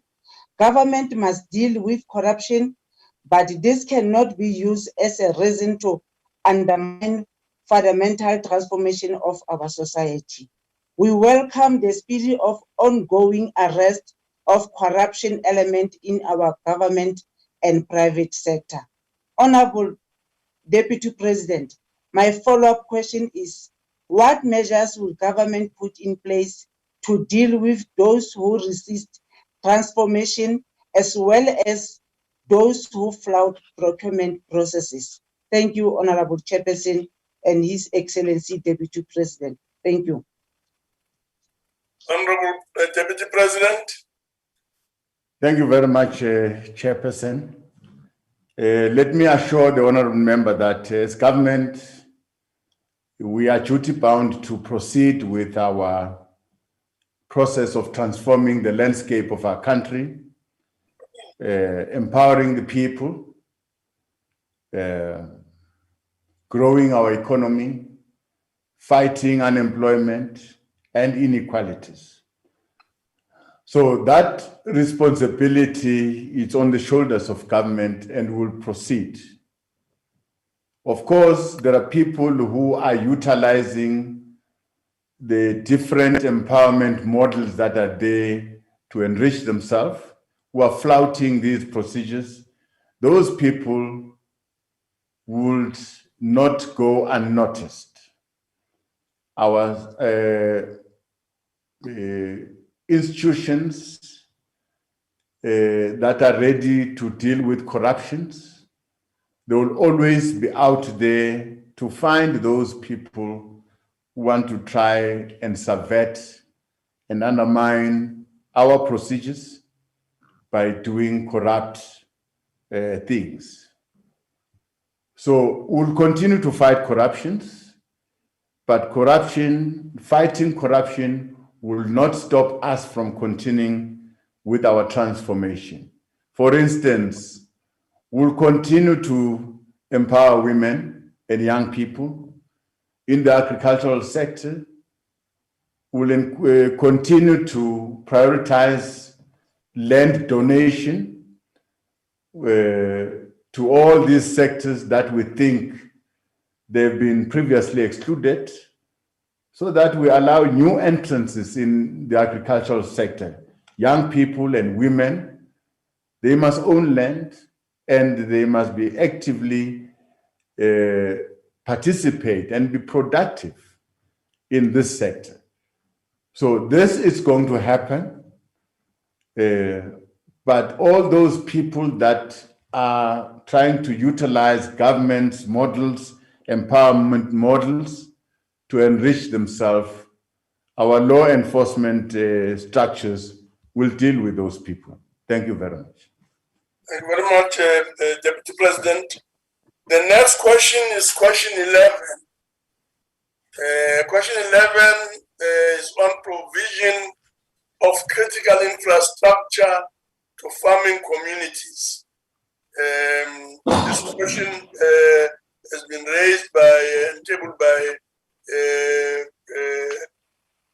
K.M. Muimang and is directed to the Deputy President. Honorable Deputy President. Thank you, Honorable Chairperson. There is no doubt that success of our land and agrarian reform depends on our ability to provide the enabling infrastructure to support the productive utilization of land, promote economic mobility, interconnectedness, as well as ensuring that rural communities do participate meaningfully in key sectors of our economy. The overall goal of our public infrastructure investment program is to improve the quality of life for all our citizens in underdeveloped and underserviced rural spaces, while ensuring that investment in water, sanitation, electricity, road infrastructure becomes enablers of private sector investment to boost the development of rural economies. Our strategic infrastructure investment to advance rural development is central in achieving greater productivity and competitiveness, reducing spatial inequality, and supporting the emergence of new job-creating sectors. It is thus one of the non-negotiable foundations of transformation and inclusive growth. In addition, our infrastructure build program is geared towards localized production of key inputs that go into infrastructure projects. In this way, local small and medium enterprises and cooperatives are provided with opportunities to supply construction materials and services and participate across the entire project construction value chain. Over and above targeted investment in socio-economic infrastructure, such as human settlements, schools, health facilities, and roads, government has prioritized land reform as one of the key programs at the heart of rural development. Government has also embarked on the accelerated release of strategically located land for agriculture, for human settlement, and economic development to broaden access to land for productive use. While backlogs remain, government continues to prioritize the provision of water sanitation infrastructure alongside the development of human settlements in priority urban and rural development nodes. Within the framework of the district development model, government is trying to foster effective coordination across all spheres of government to ensure intergovernmental collaboration and alignment of resources for high impact infrastructure investment in our priority areas, especially underdeveloped rural areas. Agriculture remains one of the key sectors to drive rural development and expand opportunities for economic participation by previously disadvantaged individuals. Strategies to enhance the growth of this sector are in place to ensure that rural communities continue to expand on the back of a vibrant agriculture. To enhance agricultural production, government has prioritized the provision of infrastructure, mechanization support to beneficiaries of restituted and redistributed land. More importantly, support is provided to communal farmers to ensure that communal land under the jurisdiction of our traditional leaders is productively utilized to advance rural development goals. As part of the post-settlement support to land reform, beneficiaries and communal farmers, government has prioritized key infrastructure provision to unlock agricultural production.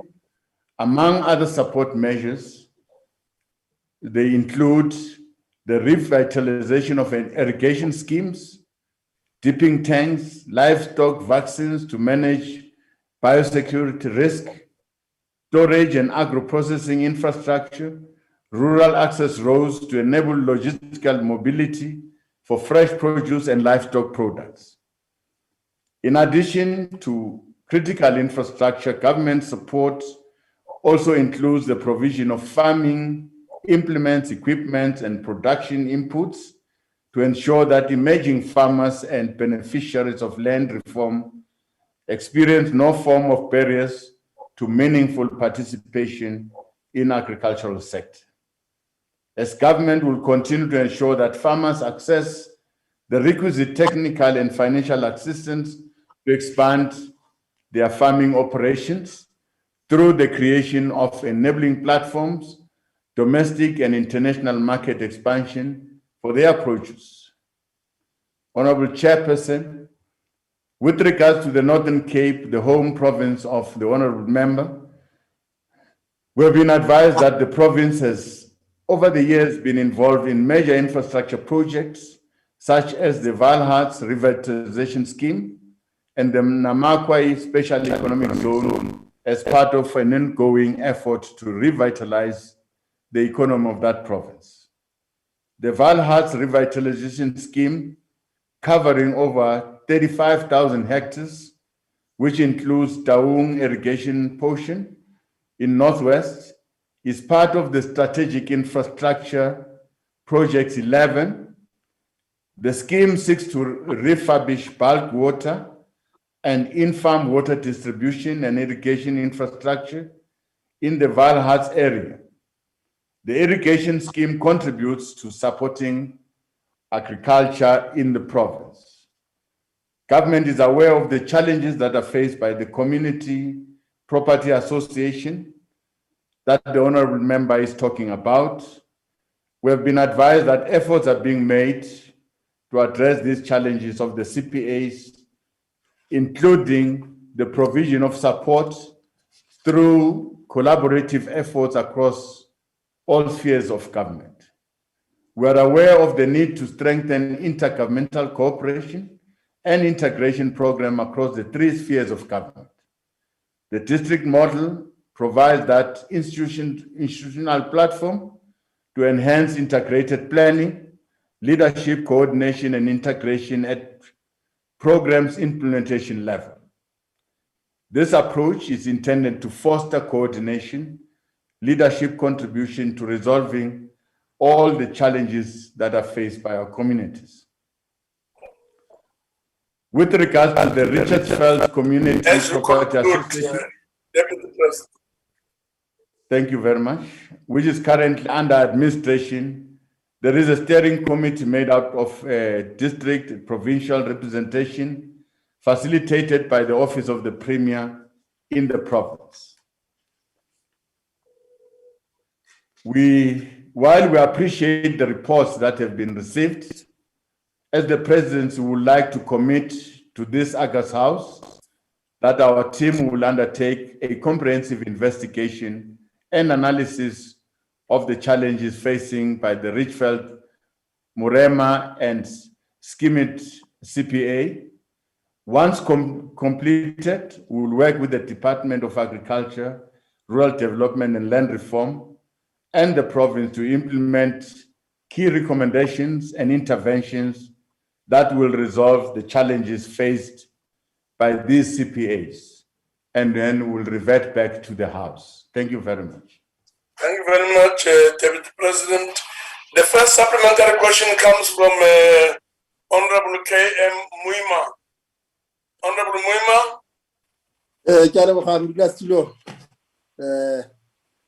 One Bosishaba ya Khaled province.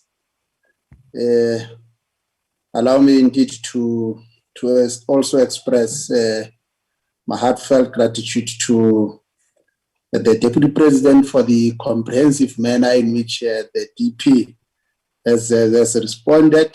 Indeed, it's a clear illustration of the commitment of the ANC-led government to rural development, to land redistribution, and to also ensure that there is a rural economy program unfolding in our rural communities. Indeed, it is an illustration, Deputy President, that the ANC-led government is listening attentively to the immense frustration and in some cases anger about tremendous work that we have done, but of course appreciating that there are limitations, hence my appreciation on the commitment that the Deputy President has raised in terms of upping and improving the quality and effectiveness of a post-settlement and post-transfer support, which is at the center of the question that I pose, Deputy President. Indeed, taking it from there, Deputy President, there is a cohort of young people who are trained yearly in the agriculture studies and farming across our universities and other institutions established by Department of Agriculture and Rural Development. The question that I want to ask is, are there any plans to earmark farming support and other mining opportunities in this sector as part of ongoing redress? Precisely by virtue of that, most of these communities of Maremani, of Smutsdrift, and Richtersveld are in fact infested with iron ore, they are infested with diamonds, but nothing is forthcoming and reaching out and flowing directly to these beneficiaries. Thank you, Deputy President. Thank you, National Chairperson. Thank you very much, Honorable Deputy President. Thank you very much, Honorable Chairperson.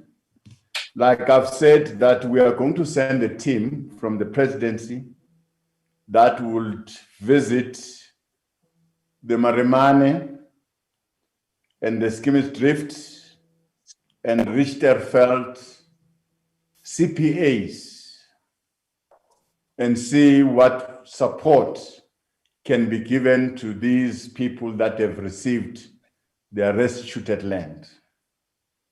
Now, all the infighting that is happening there we want to find a way of intervening. But again, we are going to consider the point raised by the honorable member of young people and women who wants to enter this sector. The minister has opened for adverts for people who wants land to farm. They are required to put an application. We've concluded our allocation policy that has been adopted by cabinet. So we've got an instrument in our hand to allocate land to women, to youth, to people with disability, so that they can enter this sector. And we stand ready with our mechanization support. The production inputs that it's required for farmers to produce, government stands ready to support those new entrances, but we're going to utilize our district development model. We want to place ourselves at a district platform where we can be accessible by everyone, but we'll be working together with the municipalities, the province, as well as national government. Thank you very much. Thank you very much, Mr. President. The second supplementary question comes from Honorable Ngwezi. Ngiyathokoza kakhulu Nyambose Dingswayo. Ngicela ukuba ungivumeleke ngibuze umbuzo kumbhonqa lo tindlebe tikhanyila. Tata Mabuza ukuthi ke, do any of the strategies that government has considered to facilitate the revitalization of rural economies consider rural farming women to form an integral part of rural farming communities? And if that is so, can the Deputy President elaborate on that matter? Thank you. Thank you very much, Honorable Deputy President. Thank you, Honorable Chairperson. Yes, currently we are in consultation with our traditional leaders in trying to deal with our communal land so that we can open space for our people living under the jurisdiction of our traditional leaders so that they can utilize the communal land. So that is ongoing.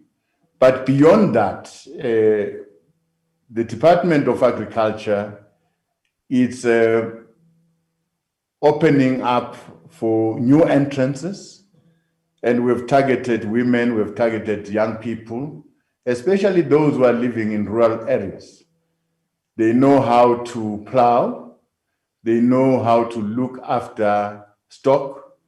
So these are the people that are encouraged to apply to be allocated pieces of land. Now, beyond those allocation of pieces of land, they will be given minimum support to start production. Now, that is going to be coordinated at the district level so that the involvement of the local government, the involvement of the provincial government and national government is felt at that district level. All of us are going to be supporting these small farmers.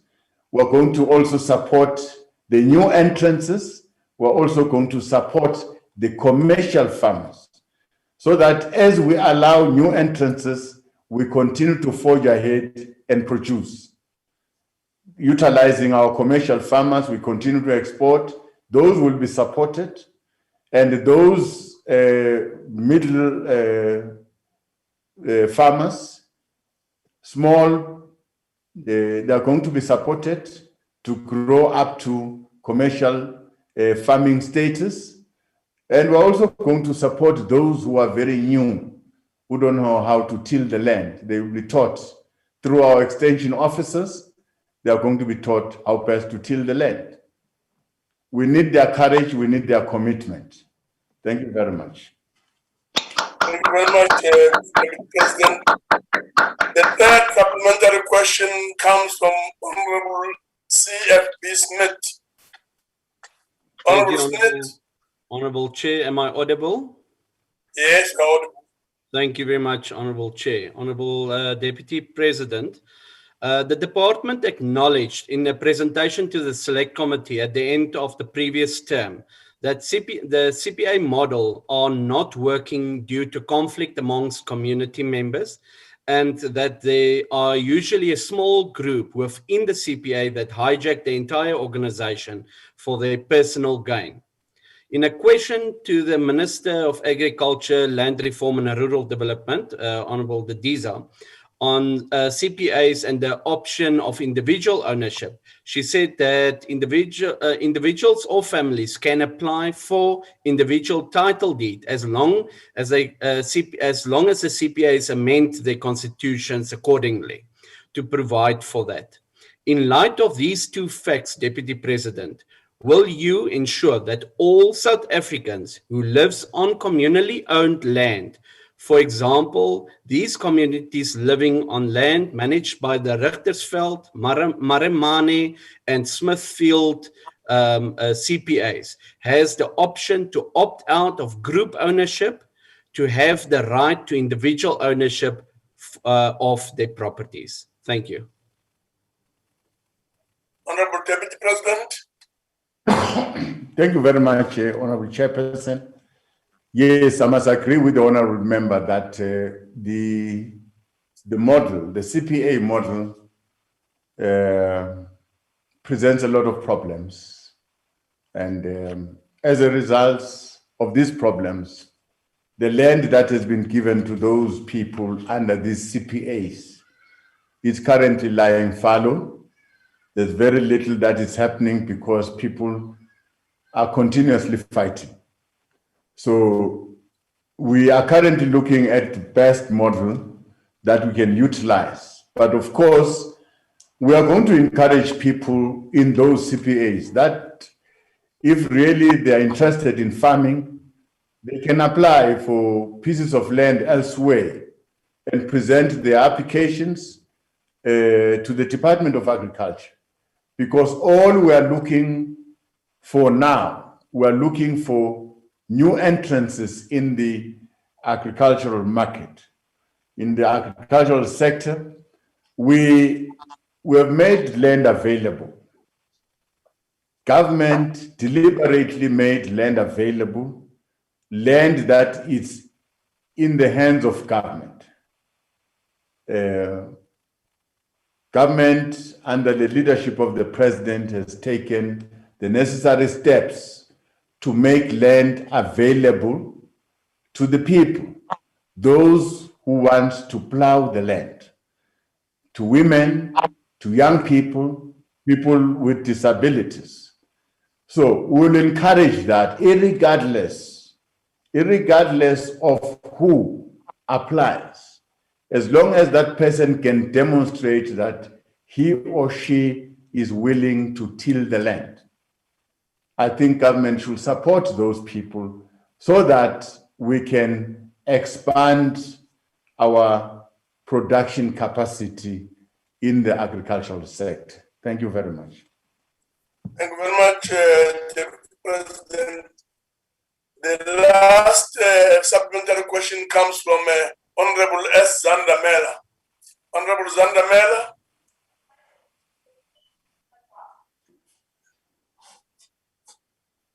Thank you, Chairperson. Please proceed.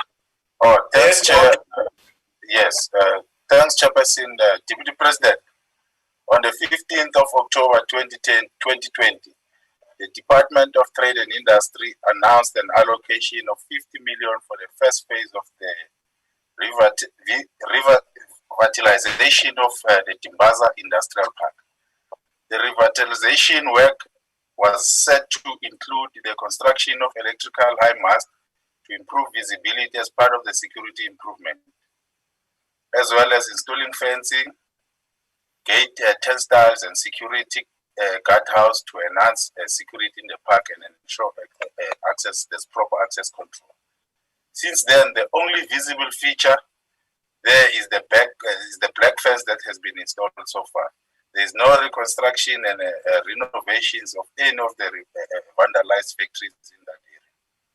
There is nothing that speaks to integrated agro-industrial hub for innovation, products and process formulation in the food and related industries, as announced by the department. Even the workers who were hired for the fencing project are now losing hope of receiving their hard-earned salaries.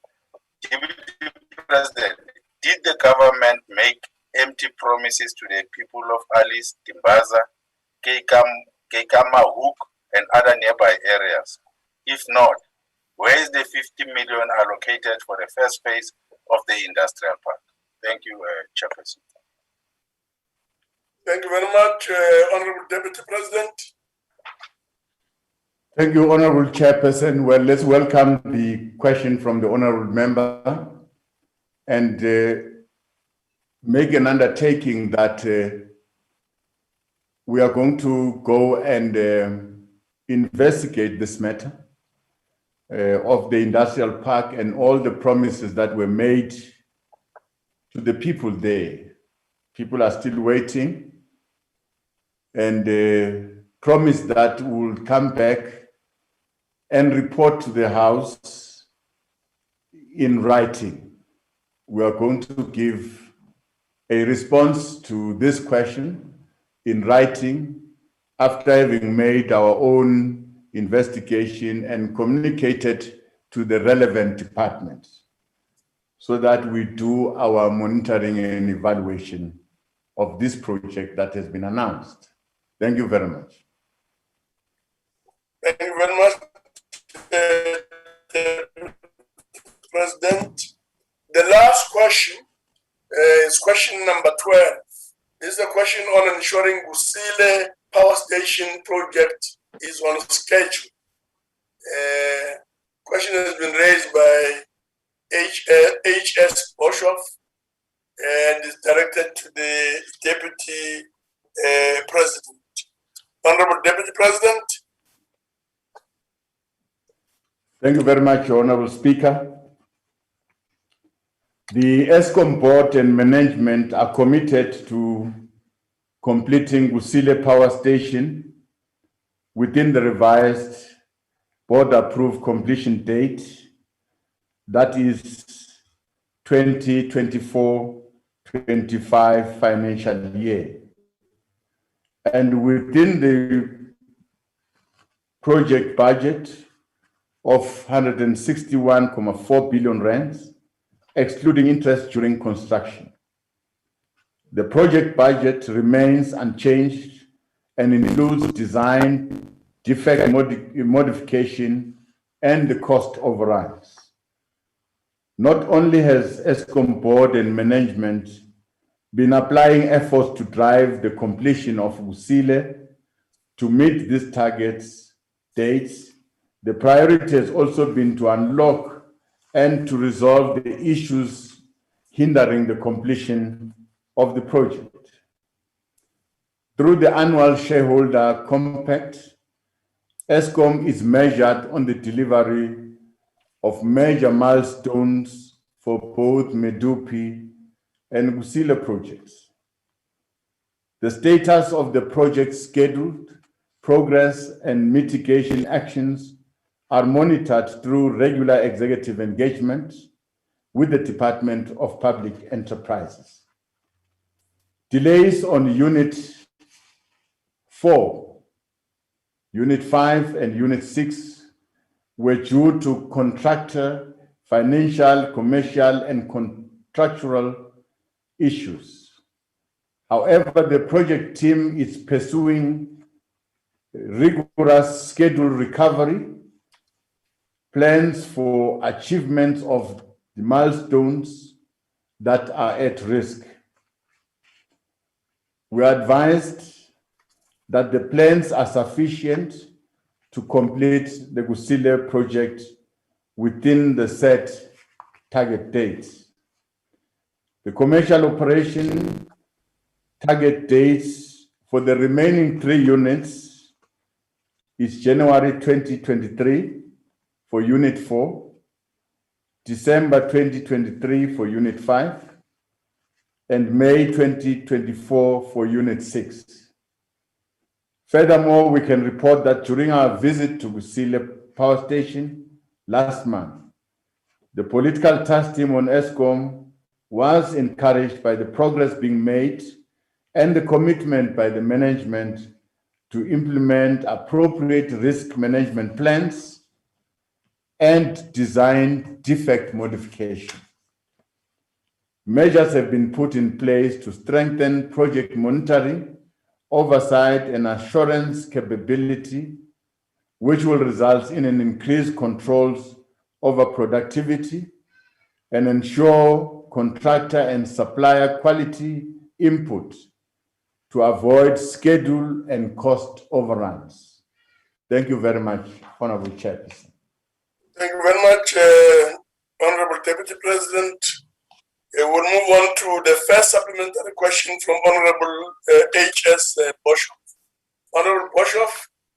Thank you very much, Honorable Chair, Honorable Deputy President. Thank you for your response. I'm glad to hear that you are on board with regard to Units 4, 5, and 6 being on schedule. But the last time I checked, Honorable Deputy President, you are the chairperson of the ESCOM War Room. Why is it then that only through investigative reports by the law firm Bowman's has it been brought to light that millions of rands have been wasted on unnecessary contracts, a spending spree on furniture, and even a donation to a foundation chaired by former President Jacob Zuma's fiancée? Honorable Deputy President, in light of this, what actions are you going to take to ensure that all those responsible for this irregular, fruitless, and wasteful expenditure are held accountable and are brought to justice decisively? Thank you, Honorable Chair. Honorable Deputy President. Thank you very much. Yes, we must upfront admit that we are chairing the political task team, and all the investigations that are happening in ESCOM, they are reported to the task team. We're quite aware of all investigations that are being pursued, and we encourage that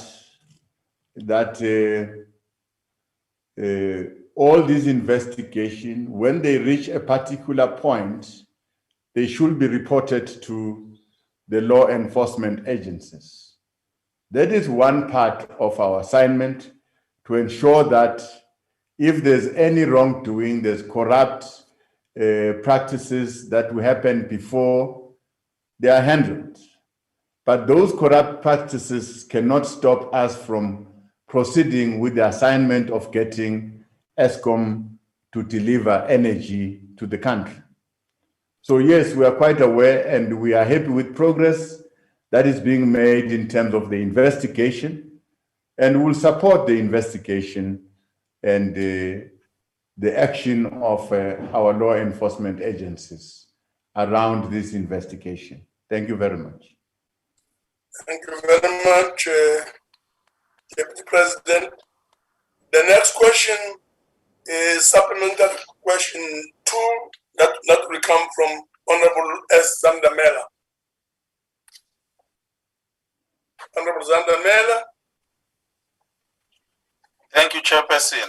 Deputy President, it is a known fact that the current COO of ESCOM, Jan Oppenholzer, is a shareholder of Stefanuti, one of the companies that benefited for the corruption at the Kusile Power Station construction project. We also know that these companies were sourced on a corruption of single source supply and were a lot of deviations which led to the inflation pricing in their contracts. In 2020, we asked you and we were told that there is an internal investigation on Mr. Jan Obenholzer, whether he should be suspended while the investigation was ongoing. You did not give us an answer, Deputy President. But we are told that today, ESCOM Head of Procurement, Mr. Soli Chitangano, is dismissed, and before he was suspended pending the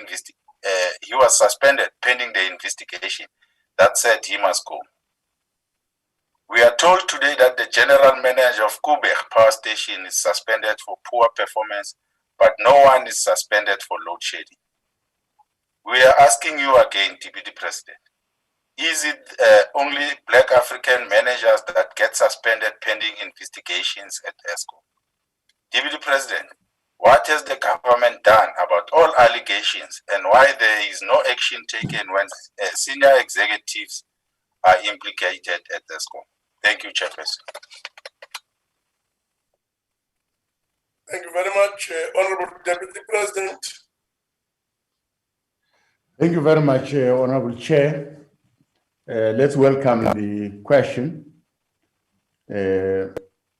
I think we'll take an undertaking that will follow up on the question of the COO being a shareholder of Stefanoti, and get to know how far is that matter, and revert back to the House in a written form. Because we're doing this, Chairperson, just to indicate that we're not trying to run away from any question. We want to work together with the NCOP to ensure that we try our best as far as we can to provide the necessary answers and information that you require. But I must, however, say that I've been getting worried about the comments around ESCOM, because the comments around ESCOM are taking a different turn and a different tone. The tone is a racial tone. And in the main, whether this racial tone is happening within the entity itself or is happening externally. But I can take it that externally, I've heard this tone in this House before, and which I want to say we are leaders in our own right. And in terms of our own constitution, we said we want to build a non-racial, prosperous South Africa.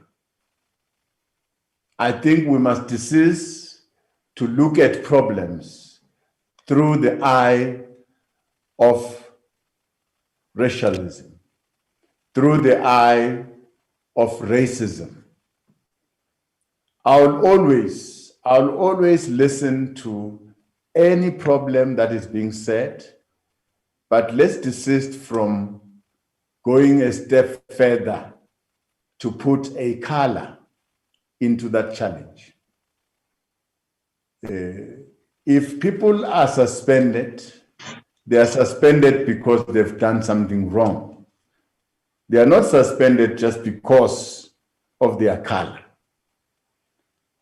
We must move away, otherwise we're getting deep, we're regressing as a country. So that's my appeal.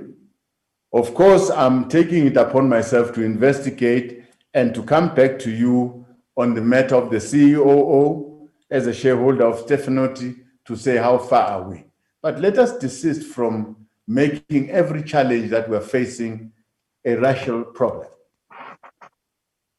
I take it we're one country, we're one South Africans.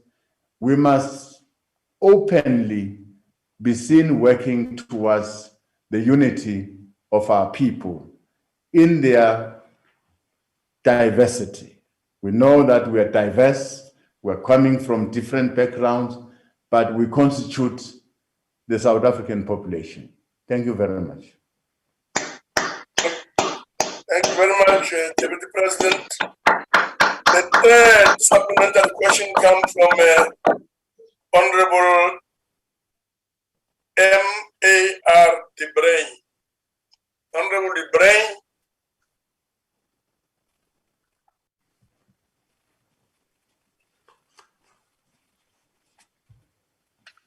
The brain doesn't seem to be there. We'll move on to the fourth supplementary question from Honorable T.C. Modise. Honorable Modise. Thank you very much, Chairperson. Honorable members and colleagues, Honorable Deputy President, let me first start by commending government on various measures it is taking to deal with fraud, mismanagement, maladministration within all SOEs. The government has done particularly well in recovering billions of rand, which were embezzled through irregular and illegal contracts, inflated prices, and overpayment of some of contractors. An example of this work, which led the repayment of billions which were paid by some wayward officials at ESCOM to ABB. Honorable Deputy President, it is extremely important to build on this momentum and ensure government deals decisively with corruption. Honorable Deputy President, my question is whether the government has established the reasons for government has whether government established the reasons for the delays and budget overruns, and are there any investigation through institutions such as SIU to establish whether such problems were caused by unethical conduct and corruption? I thank you, Honorable Chair. Thank you very much, Deputy President. Thank you, Honorable Chairperson. Well, for the cost overrun on the project, we have followed up on that, and the explanation that we got, which is still the explanation today, is that the two power stations, Medupi and Gusile, the construction method that has been used was design and build. That is, in the process of designing, you start building. So there were many defaults, design defaults in the process, because as you design, you build. That is why even today we're still talking about design modification, even in instances where contractors have gone ahead building, they had to come back and fix certain designs because certain things are not working. So, yes, you can blame contractors, but contractors on site had to wait until some of the design problems are fixed. And as they wait, the cost will escalate. So that is the explanation that is given to the political task team, and which is convincing.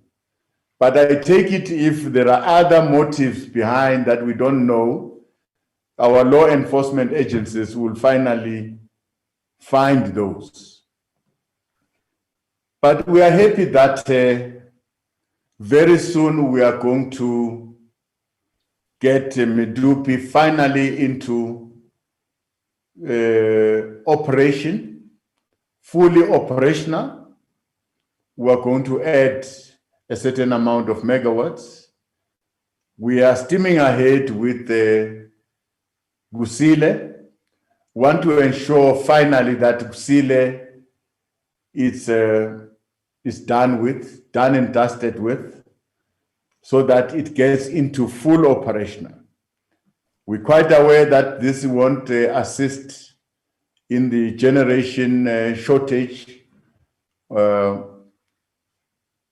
We are currently looking at ways and means of expanding our generation capacity, and we welcome the announcement by the president to allow the private sector to generate up to 100 megawatts so that that can relieve the pressure on ESCOM.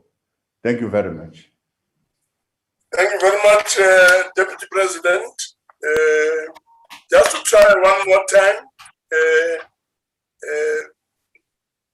can I call one more time Honorable Chair. MAP De Bruin? Honorable Chair. Yes. Honorable Chair, Honorable De Bruin is experiencing connectivity problems. We can close off. Thank you, Honorable Chair. Thank you very much. Honorable members, let me at this point take this opportunity to thank the Deputy President for availing himself to answer questions at the National Council of Provinces. And having done that, the questions and the engagement that has taken place this afternoon, that, honorable members, concludes the business of the day. The House is now adjourned. Thank you very much. Thank you, Chairperson. Siyabonga. Thank you, sir. Siyabonga, TP. Siyabonga. Thank you, Baba. Recording stopped. Ah, thank you. Siyabonga, Mshengu. Oh, Baba. Oh, Baba. Siyabonga, Mshengu. Baba, siyabonga.